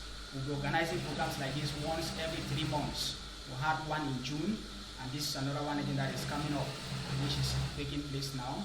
And maybe in the next 3 months we'll be having another powerful session to be bringing up to you guys. So please, if you are joining, you have not yet registered, you have not yet applied using our application platform, then you can just join the WhatsApp group for the moment, and in due time we are going to help you to get into the network so that you don't miss any updates from us that will be coming up. All right. I think, yes, that is Madam Njemo Naomi's contact. You can contact her on LinkedIn. You can contact her on LinkedIn as Njemo Naomi, and on Facebook. And that is her email. If you want to reach to her personally, you can equally reach to her personally through her email address. And she said change starts when we act on it. Change starts when we act on it. So please mute your mic, Nadesh. We needed you to speak. You were not there to speak. Now you are speaking when we don't need you to speak. You want to say something? Nadesh. Okay, so we need to effect change by acting on it.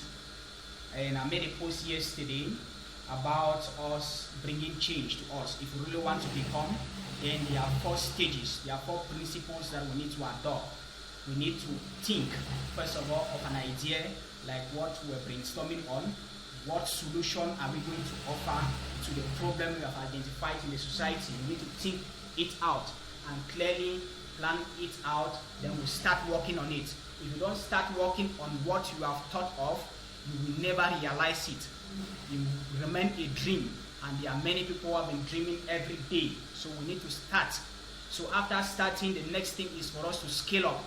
And for us to scale up, we need to grow what we have started. There are also many people who have started a lot of initiatives, very good initiatives, but at the end of the day, those initiatives are down. Those initiatives cannot go anywhere. Why?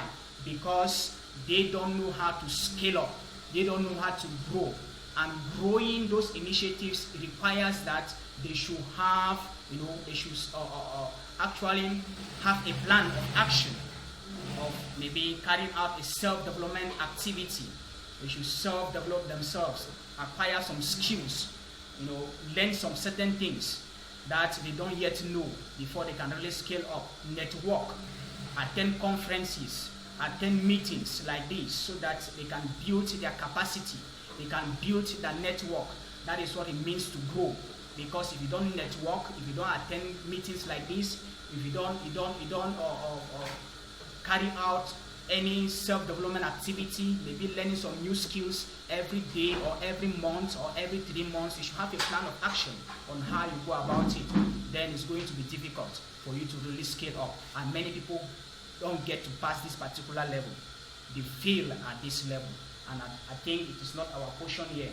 And the last stage is for you to become. That is when you celebrate your success. Because after passing at the stage of growing, the next thing is powerful. The next thing is celebration. The next thing is for you to get, the result. And the result will surprise you.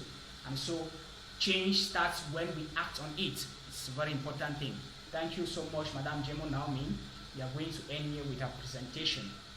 And we'll move to the next. Okay. So all what we have been discussing here, Madam Naomi has laid the foundation on what it takes to develop or to build a social enterprise or a social business, a social related initiative. And all what she has been mentioning is to prepare us for us to understand what the Sparklink Africa is into. We have been existing for over 3 years now as a startup enterprise. We are operating, we have social corporate responsibility, we have profit-making activities and non-profit-making activities. So we are a social enterprise, and sometimes we function as a social organization. So as a social organization, that is why we organize such trainings like this, so that we can reach out to as many youths as possible to impact them positively with what they have. And we don't only work with youth, we equally work with children, we work with women, and we have special programs for women that is called Spark Her, and this other one is Spark Youth. And the main program under Spark Youth is what we call the IA4C program, which means Empowering Youths in Entrepreneurship Action for Change program. This program was conceived this year, at the beginning of this year, and we had our first meeting in June in order to launch this program. And we are starting with the first edition of the training program that is going to last for 10 months or 1 year maximum. And so we started it in June with a 3 days webinar where we touched so many things. We analyzed the business environment of the 21st century. We saw how young people can develop their ideas into scalable business ventures, and we equally saw how they can build up great business plans, which were the things we saw during the 3 days web binder that we had with youths from 10 African countries. More than 10 or more than 30 youths were there from 10 African countries. And we have continued with this initiative. As you can see, if you are in our group, you have been seeing the impact that we have been creating there with this program. We have different businesses that have showed up that are working in different areas. Like we have the Brain Farmers in Boya. We have John Bosco School, which is basic education, primary and nursery school in Boya, Equalin. We have the Africa by Mr. This African organization by Mr. Lovett. We have the Non-Agric by Madame Nancy Nalova. We have the other initiative by Madame Chantal, that is how to empower young ladies in sustainable fashion. So all these have been in our network, and we are trying to develop them gradually as we move on with our program. And so we decided that at this point we need to reach out to as many young people as possible, because we realize that in our society there are many youths who have ideas but they don't know how to develop those ideas. That is why in your application form, those who applied using the application form, we stated it there clearly if your initiative is still at the idea stage, because we want to know how, or want to assess your understanding if you actually know what we are talking about. And so in this presentation, we are going to be looking at some critical things, and I'm going to talk about the different levels of the business, which is the idea, the scaling up, and talking about the launching stage. So that is what we are going to be looking at here. And our mission that we'll be looking at shortly is to empower and equip more than 1,000 entrepreneurs. 1,000 entrepreneurs. Our social enterprise is focused on raising entrepreneurs. Our mission is to connect, is to empower and equip young people in Africa for them to become change makers that will drive social change, that will drive and impact their communities socially. That is our mission. And so by 2030, we are expecting that we should be able to raise, when we talk about raising entrepreneurs, it means that we are raising people who have accepted that, okay, they want to work as business people. By 2030, though is something that maybe someone is looking at, but that goal is very small. We know what we are talking about at this particular point because we want to create impact. Look at you here now. You realize that how many people are inside the meeting, just few of you. However, we want that the people who are connecting, they should have the impact of the program, and they should be the one to ensure that this program becomes successful. And so by that 2030, we are also expecting that we are going to develop or establish through you that have your social initiatives, through you, we should establish your ideas and make them to reach out to different communities, and we'll be looking up to not less than 250 social initiatives that we want to establish by 2030. That is our mission, and that is why we are here, in order to organize this program to reach out to you, so that if you have an idea and you think that that idea is just there for being sick, no, we need to start working on it now. This is the time. It's not tomorrow. We need to start working on it today. We need to start working on it today. So I don't have an outline here, so I'll just move straight to tell us about the I Action for Change program. As I've mentioned earlier, it stands for Empowering Youth in Entrepreneurship, Action for Change. And so it is a youth entrepreneurial program that combines education and training, career development and mentorship, IT, business, finance, and management consulting solutions to help youths unlock their potential, from ideation to building innovative and resilient business communities in Africa. That is what the program is all about. This I program is all about. And the goal of this program is to spark or ignite an entrepreneurial spirit from within African youths, thereby creating a platform where they can become empowered and equipped to turn their ideas into scalable social or business solutions and to help their communities thrive. That is our goal in this particular program. And so if you have an initiative, if you have an idea, we want to work with you. We want to work with you each step at a time to take you to the point where your idea does not remain an idea, but it becomes a reality. It becomes something that the society will be consuming. It becomes something that will be helping people to grow, to impact people in your community.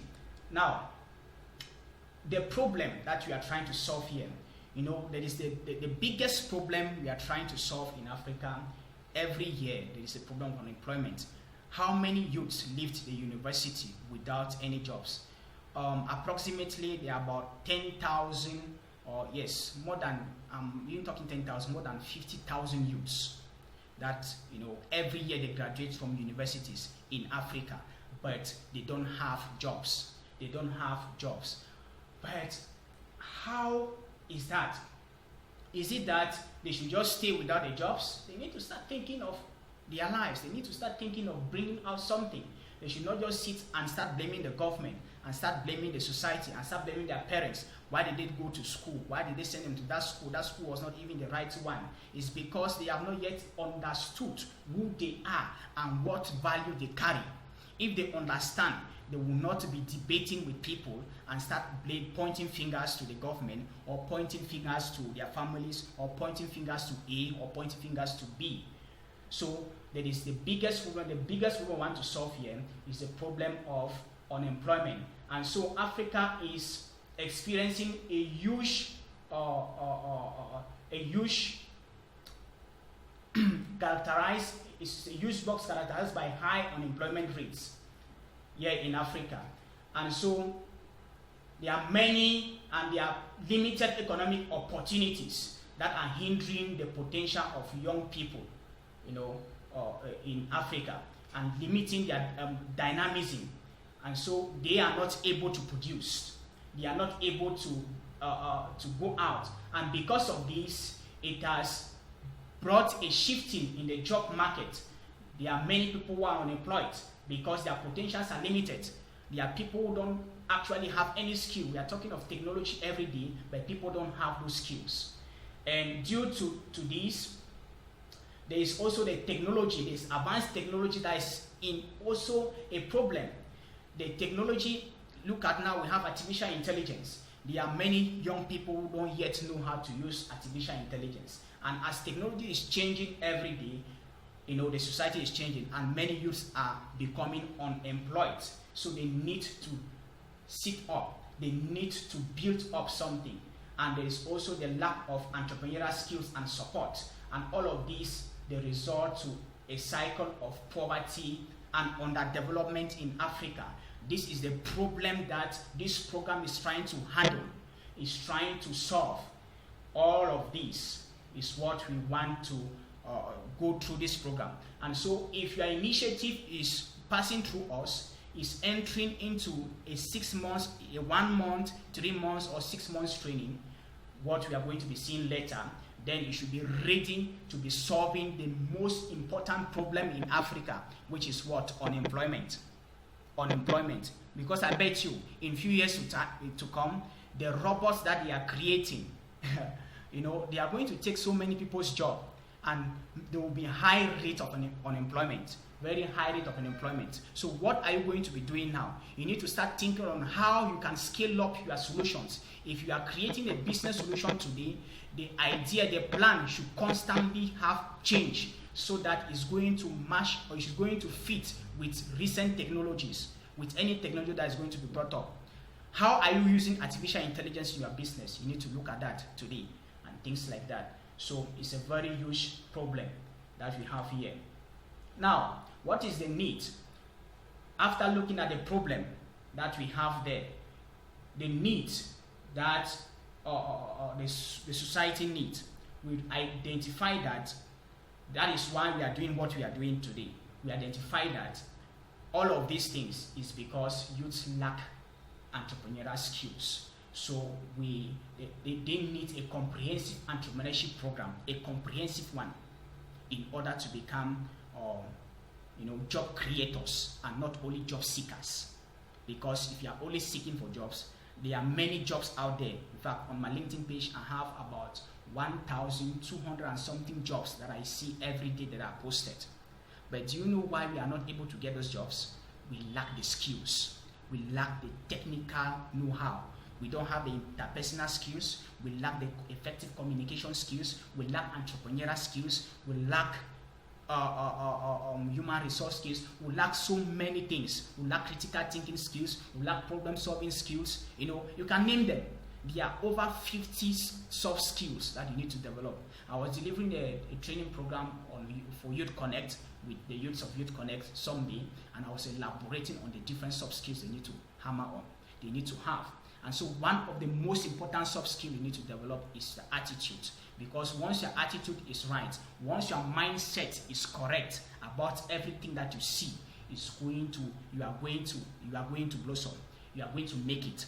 And so this is the biggest thing we want to offer to the youth of this generation, a comprehensive entrepreneurship program. And it will be accompanied with entrepreneurship training, mentorship, access to financing opportunities. If you develop your solution, imagine you are starting from the idea stage. You go through the 1 month program, then you move from the 1 month program, you move to the 3 months program, then you move to the 6 months program. You will be having the opportunity to be mentored. And during your mentorship, you will be motivated, you will be coached, you will be advised, you will be supported. There will be a lot of directions that we are going to give you to help you to succeed and build that solution to something that the society is going to benefit from and things like that. So that is what we have identified, and that is what we are pushing it into the community and trying to reach to every youth that has an idea, that don't allow your idea to die down. If you are going through this program today, then you can reach out to as many youths as possible that they can connect to this program and start developing their initiatives. Because in the next 12 months, you should be beating your chest and say that I'm a business owner, because we are not going to joke with the solutions we are going to provide, because the training is going to be robust, it's going to be comprehensive, it's going to be in-depth. Madam Naomi is one of our directors, and she is also one of the main trainers. That is just one person that we have in our network.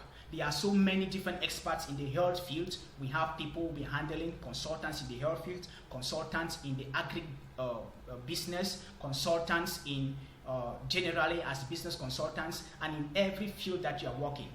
As NGOs, we have consultants, there are human rights activists that are there. And so anywhere you want to carry your solution, wherever is the problem you want to solve, we know we have a network that is ready.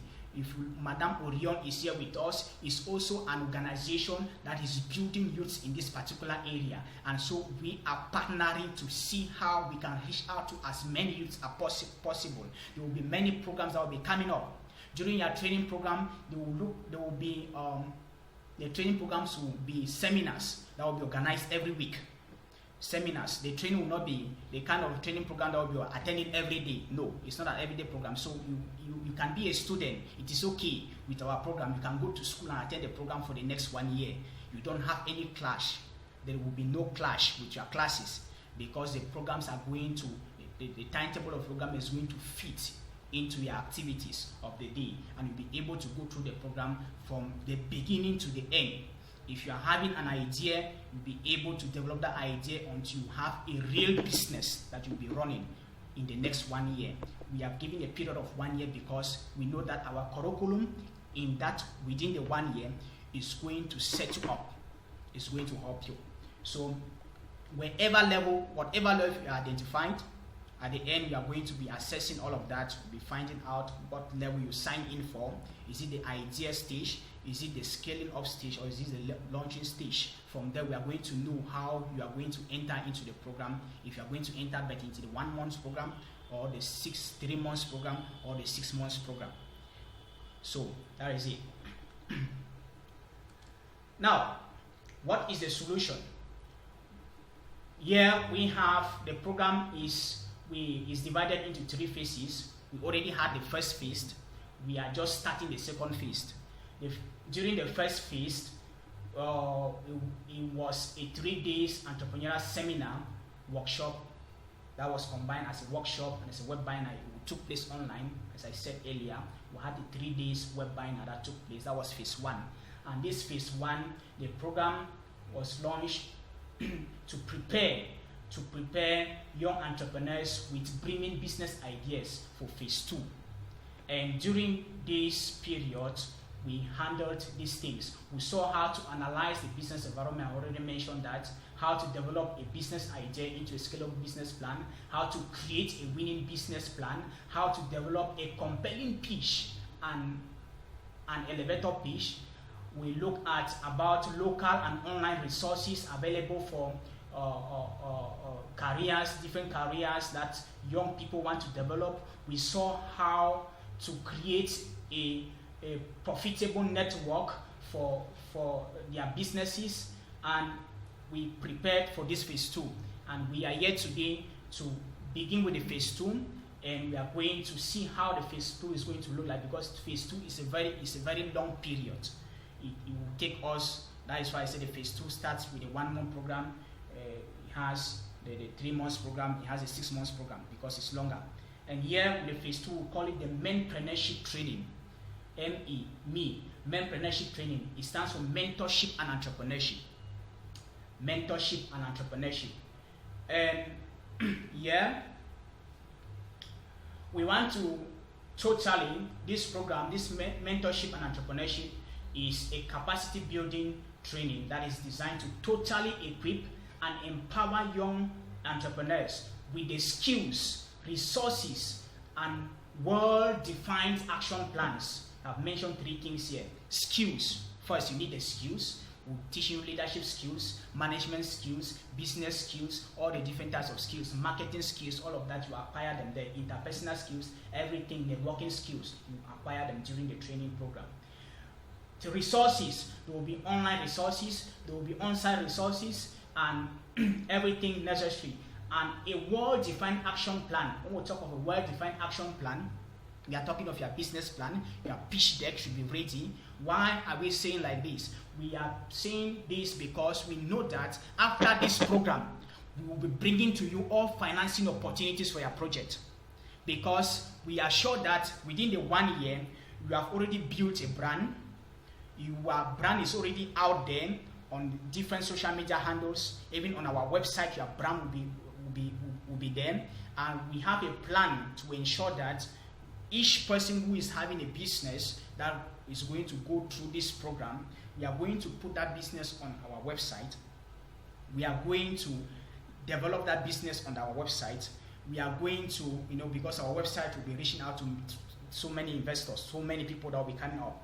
And then people will visit, when they visit our website, they are going to see your brand.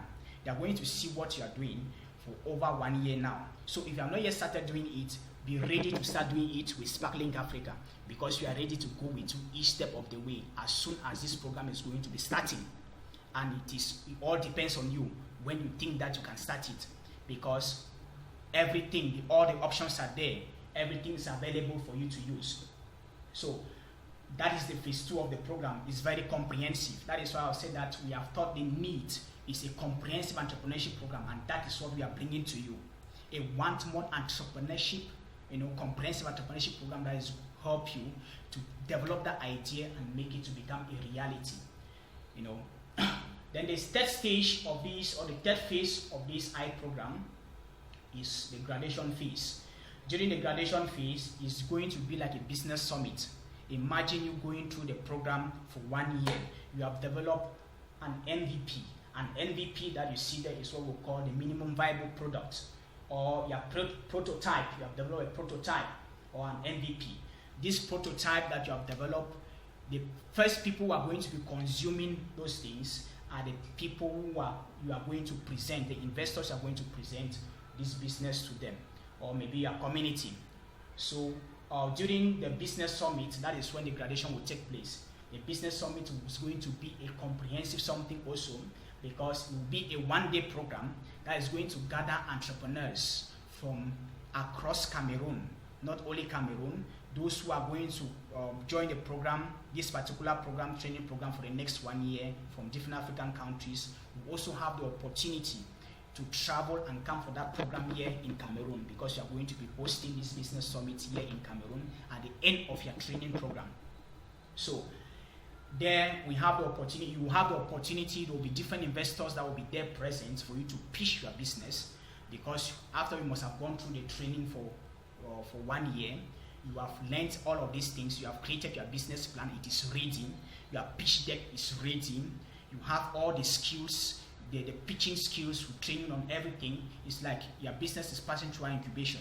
So over the time, you are going to be seeing how to develop that, and you work with our partners, you work with our consultants, you work with our supervisors, our mentors, who are going to take you through your initiative one step at a time until you make it become a reality.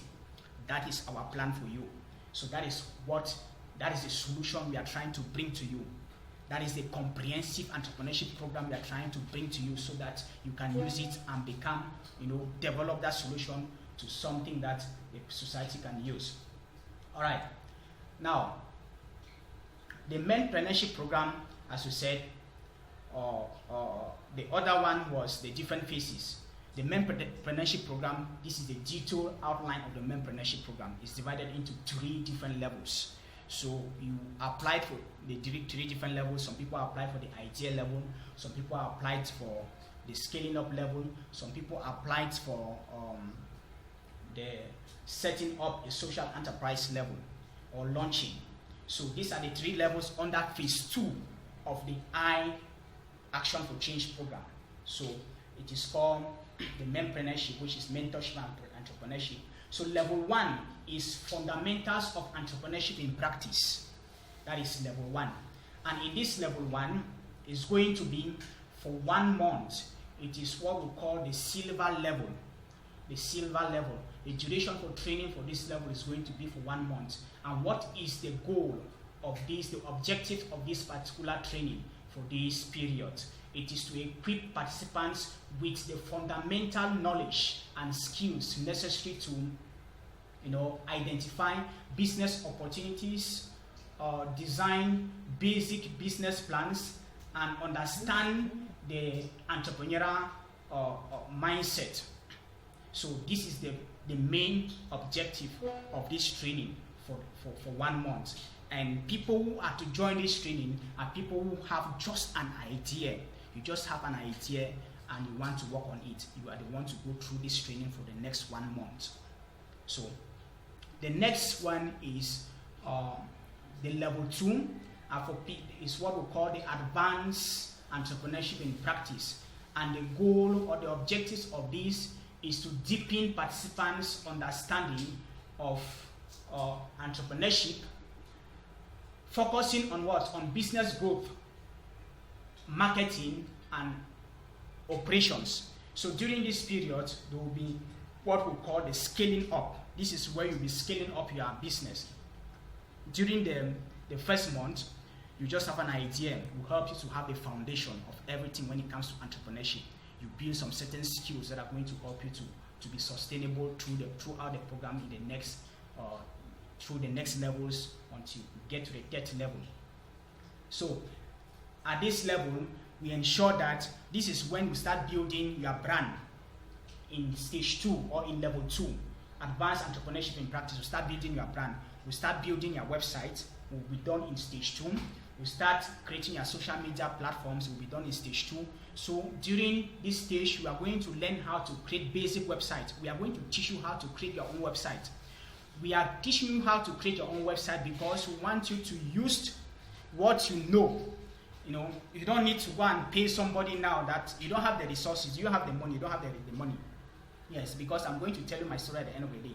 Because all of these things, you realize that for you to go and set up a business plan and you think that people are going to just give you the money for you to start, it's not like Madam Jemonami mentioned earlier. It's not done like that. They need to see what you have been doing for some time. So you need to build that solution powerfully. So we are going to teach you all of those things in this level 2 within the 3 months training program. Here, the program is going to last for 3 months, as we said, and we'll call it the gold level. And the name of this is for us to scale up. The reason is for us to scale up your production or to increase your brand in the network, in the internet space, to increase your brand in the internet space. So people need to start knowing what you are doing from when you enter into the level 2 program. People need to start knowing what you are doing. From the idea stage, you can do it, nothing. There you are building your entrepreneurship skills, give you the foundation. But from level 2, you not sit quiet, because there you are going to build communication skills. You are going to build your marketing skills. You start saying it, you start talking what your solution is all about. You start telling people what your solution is all about. It is at this level that you are going to develop something, deepen your understanding about entrepreneurship. Because for you to deepen your understanding about entrepreneurship is for you to start practicing it. If you leave it as an idea, it will die. We need to start practicing it. All what Madam Jemo Naomi has said like that is just, theory, but we need to put it in practice. So during these 6 months or during this 1 year, for those who are starting from level 1, they will go for 1 year. The period is going to help them to practice the skills that we are going to give to them. It's going to help them to practice effectively. Now, the level 3 program, I'm taking my time to explain, because at the end of the day, you are going to make your decision. If you are going to enter into level 2, or if your business is already at level 2, or is at level 1, or your business is at level 3. So please understand this stage very well, because this is the most important stage. It is the main thing why we are here. It is at this level. This is the main reason why we are here. So you should understand the level where your business falls. Is it in level 1, is it in level 2, or will fall in level 3, as I've explained. So the level 3 is what we call the setting up a social enterprise in practice. Everything we are saying here, our models here are in practice. Foundation of entrepreneurship in practice. Advanced entrepreneurship in practice. Setting up a social enterprise in practice. So everything needs to be practical. All the theory you have been listening, they can teach you everything. If you don't go and implement it, it will not happen. It will not happen. So you need to practice it. During this training program, you are going to practice this. So at the level of level 3, the goal is for us to guide participants in developing and launching social businesses that aligns with what? With SDGs. Now, this is the main focus. SDGs, another one that is emphasizing impact, measurement, and sustainability. That is what we are just coming from having now with Madam Jemo Naomi. Impact and sustainability. If your business is not having impact and it's not sustainable, please don't go with it. And our goal is that when you go through this program, in the next 1 month, 3 months, 6 months, by the time you'll be finishing with this program, your solution should be having an impact, and it should be sustainable enough for your community to use or to buy. Because whatever you are selling, be it a service or a product, let it be something that is impacting your community, and let it be sustainable enough. If it is not, then you are wasting your time. So it is at this stage that we are going to put everything in practice to see how you are going to launch that enterprise. Because by then, you must have developed a business plan, because all through the program from the beginning, we are going to tell you that, okay, you need to develop a business plan. You need to develop a pitch deck. So from day 1, you start working on that. That is your project. Your project is to develop a business plan and to develop a pitch deck. So in the next 10 months, you develop that and make it to become a reality. And it will be supervised by a supervisor, because each person is going to have a supervisor. Each business is going to have a supervisor. Then, That is it. So this level, it's what we call the diamond level, and the training is going to last for 6 months, and we said it is setting up a social business organization. That is what this level is all about, setting up a social business organization. So everything is going to be in practice. Please, there will be no theory here. No theory will be accepted. Every theory, every lesson we are going to be learning every week, because lesson will be conducted every weekend. The timetable will be out and will be shared to every participant of this particular meeting and all the other people who are going to join. If you have other youths that you think that they have these ideas that they want to build up, you are going to reach to them, share the opportunity with them, because we want to create the impact. Our goal here as a social enterprise is in Africa is to reach out to as many young Africans as possible. We don't want anyone to take the idea and go and bury it. We want those ideas to come to life. That is why we have developed a comprehensive entrepreneurship training program like this to help those people, to help you guys to bring those solutions to reality so that people can benefit from them. Don't allow them to die, please. Then, I'm going to briefly talk again on the different levels. Yes. In level 1, you can start with level 1 alone. There is no problem. But from level 2, we start considering the fact that since we want to scale up, you should start thinking of having a team. So by the end of your level 2, before you enter level 3, you are going to have a team that is going to work with your business. We are training businesses.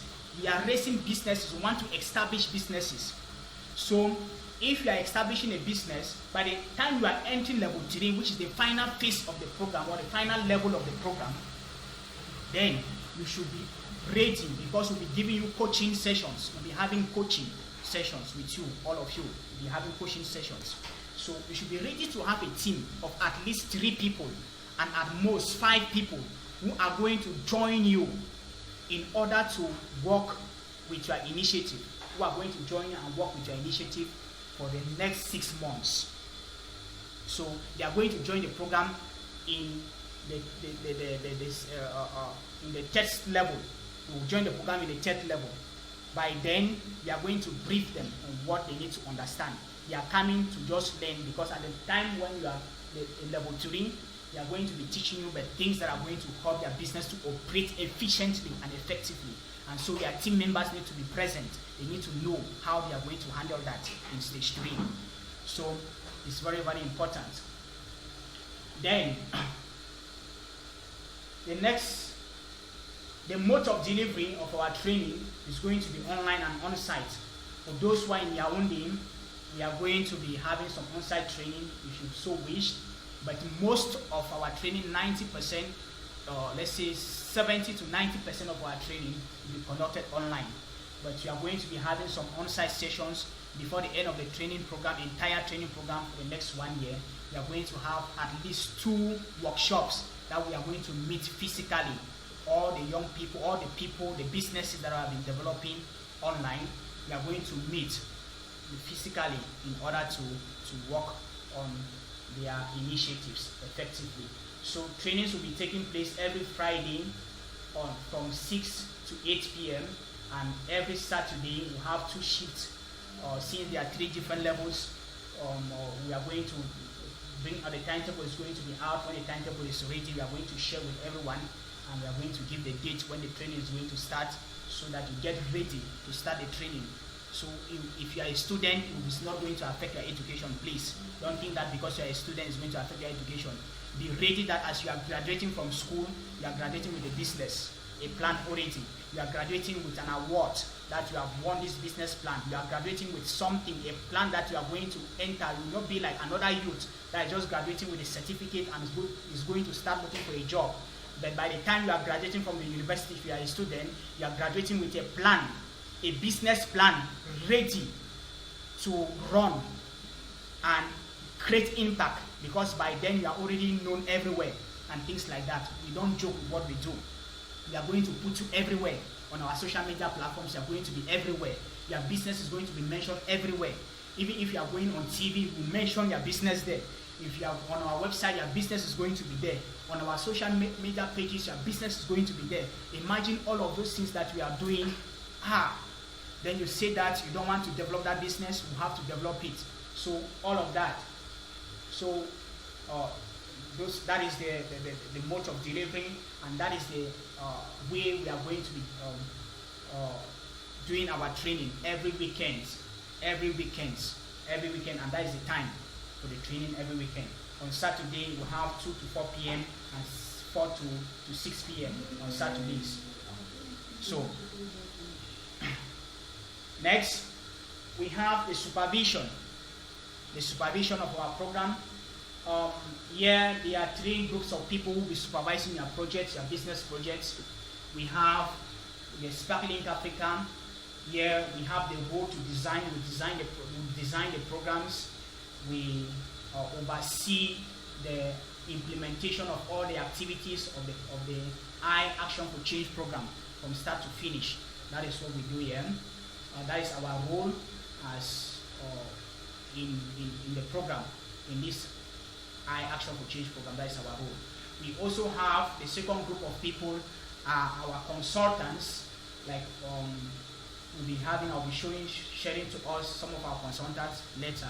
We'll have our consultants, they are also trainers, and will be the ones to supervise your business projects also. So their role here is to ensure that they are experts in different fields. They are experts from different fields. These are experts from different fields. And they are going to be providing you with the resources.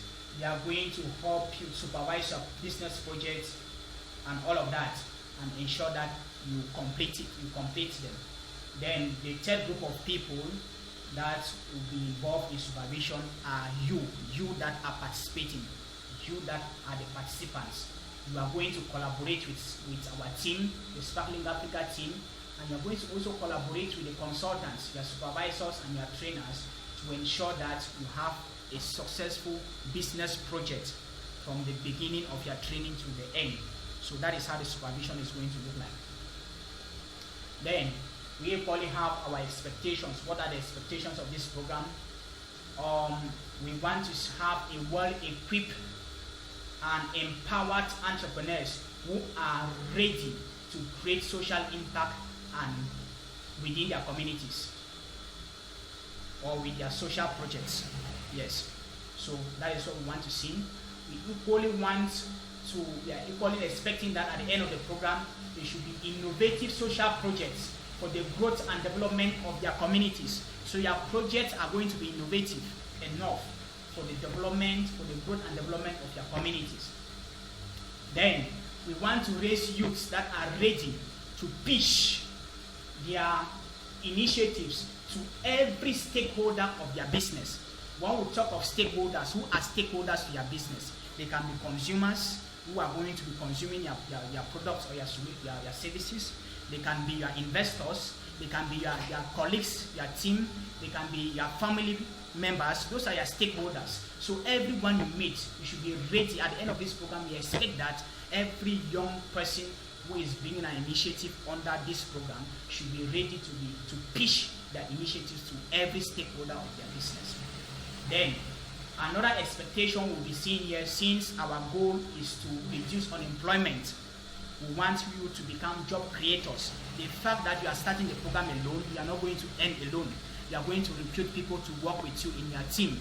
So you are going to be creating job opportunities to other young people in your community. That is the way you are creating impact. So we want to reduce that. Then, last but not the least, to have improved lives and communities. Whatever we are doing, we ensure that our community, our own lives, ourselves should be better off, and also our communities should be better off from what they are going through now. So we have all what it takes for us to do that. And the slogan I put there, I said the sad reality of an entrepreneur is the result they get is determined by their input in the beginning. So if your input in the beginning, if you are starting this program smartly, at the end of the day, what kind of results are you going to have? In computer, they said garbage in, garbage out. So whatever you are going to input, if you are starting it with enthusiasm, you are starting it with passion, then the result at the end will be amazing. The result will be amazing. We equally have the benefits of the I program. What the program will be benefiting, it will be personal development to you as a participant. It will be personal development. It will be high skill appreciation. You will be acquiring different skills, leadership skills, entrepreneurial skills, marketing skills, effective communication skills, and all of that. There will be economic empowerment. Many young people will be empowered economically because they are bringing up solutions in their communities. And there will be community impact. Your solutions are not going to remain with you. You are going to create that for people to use. So we are going to reach out to the community powerfully. So we are going to impact that community with your initiatives. So that is another benefit of this program to you as a participant. And last but not the least, for the benefits of the I program to youth participants is networking opportunities. During this program, you are going to be meeting with a lot of amazing young people and consultants. Imagine Madam Naomi, if you can connect with her, that is a networking opportunity.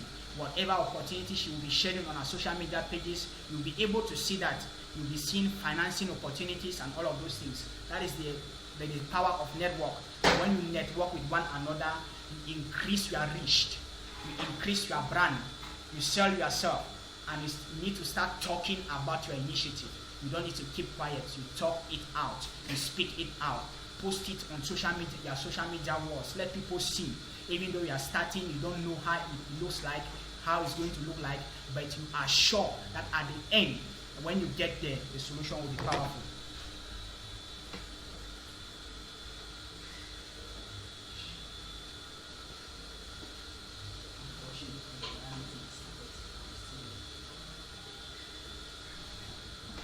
Okay, I don't know if you are getting me. I am in a rush, but if you are getting me, can you indicate? Are you hearing me? All right. So the other benefits of the I program is for the communities, for the different communities. So this program is going to impact the community positively. You have initiative, not only in the program alone, but your business solutions you are going to be bringing up. This is how they are going to impact the community. They are going to increase the economy, is going to bring about economic growth in that community. So the fact that you are going to be contributing to the GDP of your country indirectly through your business solution is going to bring about economic growth of that particular community. Your very society is going to experience growth in whatever they are doing.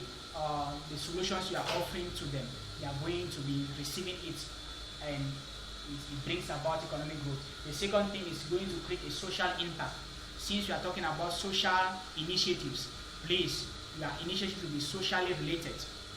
What are socially related? It can be a social organization, it can be a social enterprise, it can be an NGO, it's a social organization. It can be an enterprise, and let it be socially related. It means you should have something to do with the community, you should have something to do with society. Why we are saying like this? Because we want you to use any of the 17 Sustainable Development Goals in order to build your solution so that it will be relevant in this 21st century and beyond. So for your idea to be relevant in your community, for people to buy your solution, then let it be within the 17 Sustainable Development Goals. Then it's going to be more relevant and it's going to create the social impact necessary. Then there is also the community development that is going to be doing through your social initiatives is going to bring about the development of your community. Imagine if you are starting a school, an academy, in your community where you are. The children around there will be able to have access to quality education. You are solving the sustainable goal number 4, which is lack of education or quality education. So it's a social impact you are creating. So whatever initiative you are doing, it should also be tilted towards community development. Then you have youth engagement. The fact that you are doing this program and you are creating a solution that is going to help everyone is an act of engagement. You are not sitting down doing nothing or sitting at home doing nothing. You are doing something that is going to help people. So you need to take some responsibility to become a leader and become engaged in solving the problems that are in your community. So there is also collaboration. So you'll be collaborating with different stakeholders, with your initiatives in your community. You'll be meeting with the kings, you'll be meeting with the chiefs, you'll be meeting with the council, you'll be meeting with the mayor of the council, you'll be meeting with the SDOs to organize conferences, meetings. All of those things is what we call collaboration.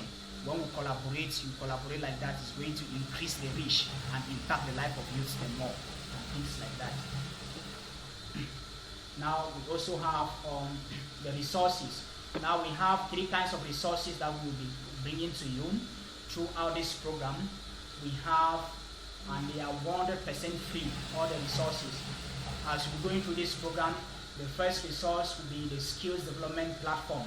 We are going to create your accounts to be learning some skills, to personally develop yourself. Self-development lessons. You'll be taking self-development lessons on Allison platform. This is a choosing platform we are recommending to all our participants who will be going through this program. That here you'll be learning some skills that will be in your timetable and everything, your program, your study program. We are going to put everything detailedly and send to you on what skill you need to acquire in which level, and we'll give you a time period. Though it's a self-paced activity, we are going to give you a time frame that you are going to study and acquire that skill and even get a certificate of that particular skill and include in your CV to build up your career as an entrepreneur. All of those things will be mentioned and will be giving them to you free of charge. Then you have online workspace. The online workspace is going to be we'll be having like this training platform we'll be having our training on Google Meet, like what we are doing now. We'll be having Google Workspace. We are going to create a Google Workspace account for every participant. There we'll be sharing resources like the PowerPoint slides that we are having.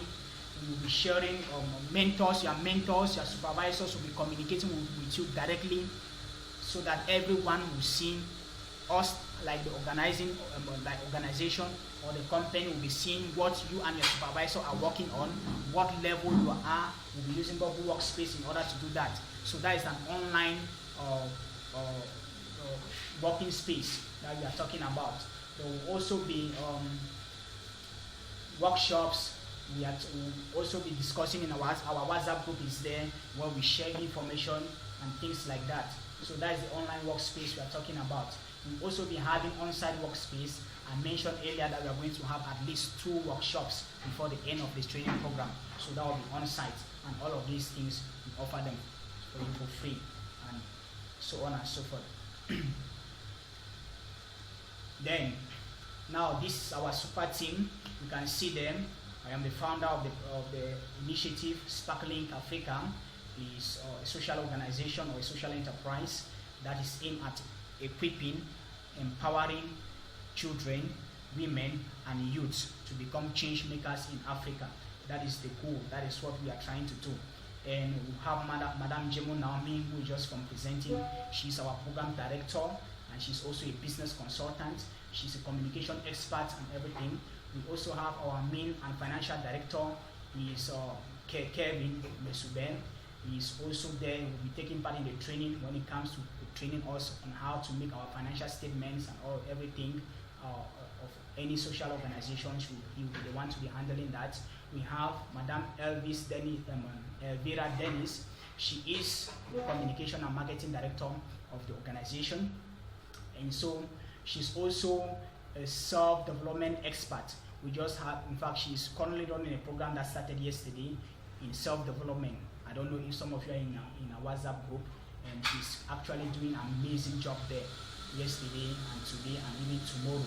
So she's one of our communication directors that we are working as a super team in order to build, to reach out to the youth. We also have our extensive network, who are the speakers and the trainers or the consultants. We have right from my left-hand side, Madam Elema Bandi Elizabeth. She's presently in Ghana. She's a human rights consultant. We have Dr. Edith Ndif. She's presently in Germany. She's a health consultant. We have Mr. George Nebam. I don't know if most of you know him. He's a business consultant, and he will be handling us. These are our experts in different areas. So you can have a health business, those who are having initiatives in the health sector. Madam Dr. Edith Nzive is going to be a supervisor for all your projects in the health sector. And we have other initiatives and other people who will be handling some different ones. We have our other international business consultant from India. He is Harsha Shaban from India. So he's also working in close collaboration with Sparklink Africa to deliver this training.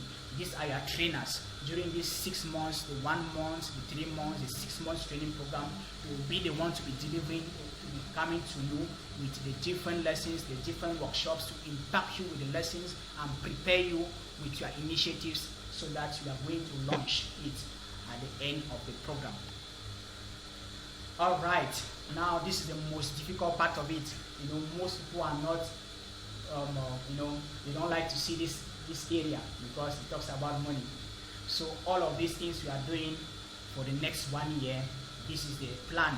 This is the plan. It's very, very easy. The plan is very easy. If you are starting with a 1 month program, all you need to pay for that 1 month, a 1 installment fee, is just 10,000 francs you pay for 1 month. When you enter level 2, which is going to be for 3 months, the duration is 3 months, all you need to pay is 30,000 francs, and you can pay that in 2 installments within the 3 months before the end of the program or before the end of the level 2. And in level 3, which is a 6 months program that is going to be taking place for 6 months, there you have the opportunity to pay in 3 installments. And by the time you are entering the 6 months program, you'll be entering with a team. So imagine you have a team of 5, and you are going to pay 60,000 francs. It means you are paying nothing now. If you are going to assess it, you are going to be learning for 6 months. It means each person is going to be paying approximately just, let's say 12,000 francs for 6 months. Which training program they can give you for 6 months for 12,000 francs. Where in this Cameroon or in this world you can have that. So you see that you have everything at your disposal. And at the end of the day, we are going to teach you a lot of things, help you to build your website and everything, just for 100,000 francs that you are going to pay from level 1 to level 3. That is all you need to pay. And the payment schedule is well arranged, is flexible, it doesn't affect you in any way, whether you are a student or you are not a student. It's very, very flexible. You can pay it within the period of time. So you can pay it when you enter the level 2. Even if you are still alone, within 3 months you'll be able to raise 30,000 because you have a vision, you have a dream, you have something you want to bring to your community. So this is all the investment you need to do for 1 year, and at the end of the day, in fact, you are going to gain a lot. The value we are giving for you for this program, the value here is more than 1,000% return on investment you are going to have. Everything we are doing is more than 1,000%. So that 100,000 you are going to pay is nothing. If you were to assess what you are to pay for this program, at least it should cost you not less than 1.5 million. In fact, that is the gospel truth. Not less than 1.5 million. But we are giving it for you at just 100,000 francs. And bet me, by next edition, which is starting next year, at the end of this edition, next year, because we'll start the next edition when this edition will end this edition. So next year, whenever this edition is ending next year, that is when we're going to launch a second edition. People are going to come in for the second edition. We are going to raise the prices of the different levels because the training is going to be do the same thing, but we'll be coming with different initiatives, different ideas, and different things like that. So imagine you missing this one to go and attend the one next year. You should be coming, maybe the price will be around 150,000 francs at the end of the day, or 200,000 francs. I want you to be ready to pay. But because of the value of the program, people will be ready to pay. So you are entering into this program. This is just an entry level fee. You don't need, it's not much. And I think it's affordable for everyone who is ready. If you can have 10 people in this idea stage in level 1, you just need to start with 10 people in level 1. If you are ready, 10 people in level 1, all you need to pay for now is a registration fee, which is 2,500, which is that one is sure. You just need to pay a 2,500 registration fee. to register the business. The registration fee is going to cover the opening of files, opening of online accounts, and creating your online credentials and everything. That 2,500 is all for that, and things like that. Opening your file, your business case. You know that, okay, we have a business that is registered to go through this training program from level 1 to level 3 in the next 1 year. Imagine. So, well, after, you just need to pay your registration fee, but there's going to be a discount for the first 10 people who are going to register. So we are just the 3 of us that are listening to this now in this meeting, because most of other people, the meeting was too long, they left. So we are going to share a communique, we are going to share information, reach out to every young person who feel that they can benefit from this program to connect and build their solution. We need just 10 people to start with at level 1. We already have people at level 3. There are some people at level 2. So we are going to send communicates according to what they apply for and ensure that they understand what it takes for them to build their businesses across those different levels. So if that is okay, please, I want to see your reactions. All right, thank you so much. Okay, so guys, we have come to the end of our training, and if you want to get to me, or you can get to me through my social media platform.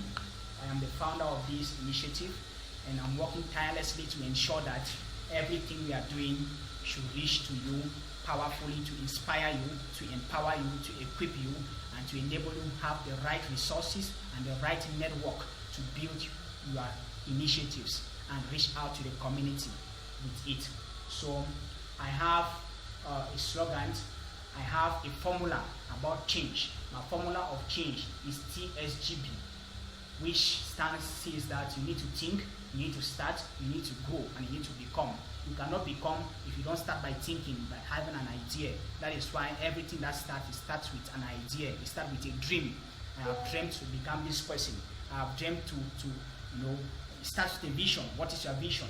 It's the area of thinking. So you need to have a vision, and it's not enough having a vision. You need to start working on it by implementing it. You need to scale up by growing, and you need to become. At the end of the day, that is my formula for change. And so you can get to me through on LinkedIn, on Facebook, on Instagram, on Twitter, through the name Ojongo Twin. Just type Ojongo Twin, and you are going to get my profile. It's going to pop up anywhere. You are going to search it on Google also. You are going to see different platforms that we are already into, and things like that is going to help you for us to have a good connection. So I just want us to, if you have any questions, we are at the end of our session. Do you have any questions? Please, can you kindly ask so that if you have any questions, please. Let's round up.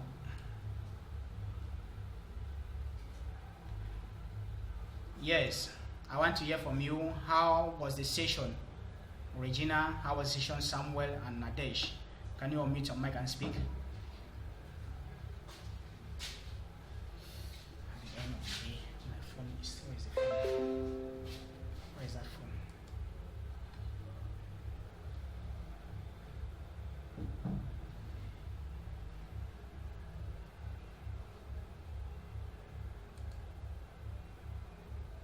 You see, I don't rush this thing, man.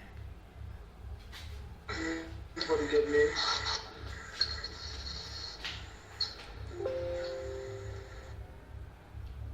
Yes, can you speak? We are listening.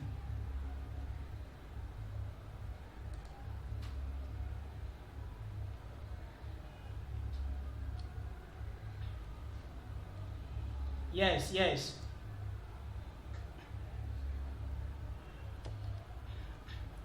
No question. Okay.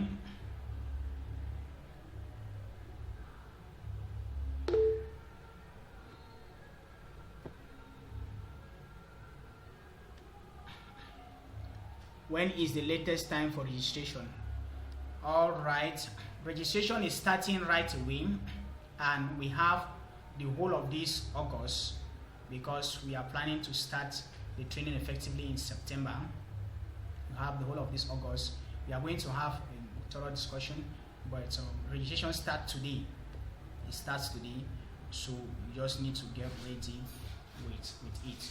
We are going to provide all information, the bank accounts for registration that we are going to be using, and the mobile money accounts that you can send your registration fee there, and also getting ready. We sent all the information through the emails. If you have not yet signed in through the email, you need to sign in through the email. So make sure that you submitted your information in your application. We are going to access that and send you all the information necessary that you need to know how to register for this thing. So we need the first 10 people.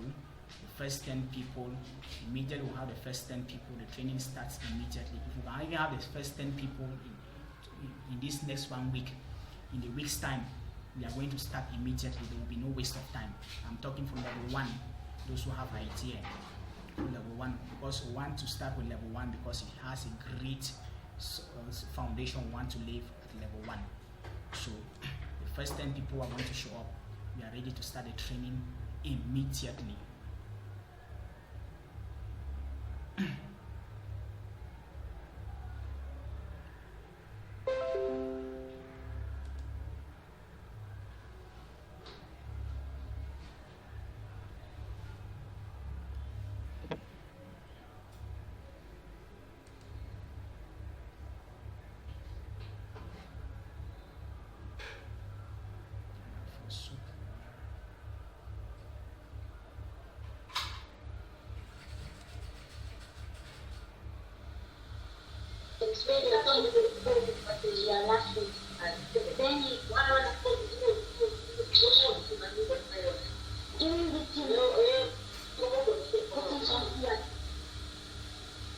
Okay, so that was it.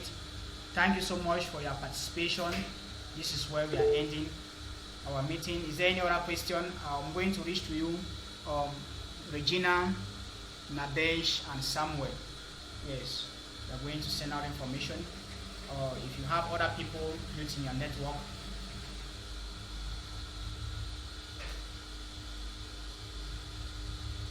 yes, we'll send some information in the group about. We'll send it through your emails. You will send it through your emails. In the group, we'll just announce the progress of everything, sending some things in the group. There are people who are in the group, sometimes they are not the right people. So if we send information, payment information in the group, sometimes it's going to affect. They start looking for how they are going to hack people's accounts and things like that. We don't want that to happen, so we are trying to see the best way possible to communicate the payment methods so that we can get to you in your inbox. We can even send to you in DM you privately and send you the payment details and things like that, or send them through your email. Sending through the email is the best option. So always ensure to check your emails every day to receive updates from us and things like that. All right. So, is there another question?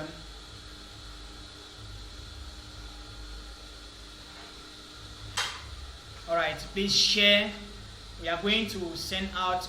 We are going to send out a communique and more information, and I think send out another information for other people to register.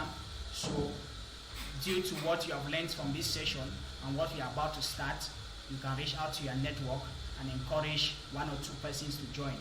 Whether they are students or they are not students, they are ready, they can join this program and they go through it successfully without any issue, because the training programs are going to be more flexible, as I've shared with you guys. The detail of the courses, we did not mention them here. Each level has their different modules that they take. Each level has their modules that they take. So their modules are tailored to practically help them implement and create those solutions to existence. All right, thank you so much. See you in the group. Please leave your remarks in the group. The impact of the training in the group, go and leave your remarks there and encourage others to reach out. Please go back to the group if you're in the group and leave your remarks. I have a meeting I have to attend now, and I'll get back to you guys soon. Thank you so much. Bye.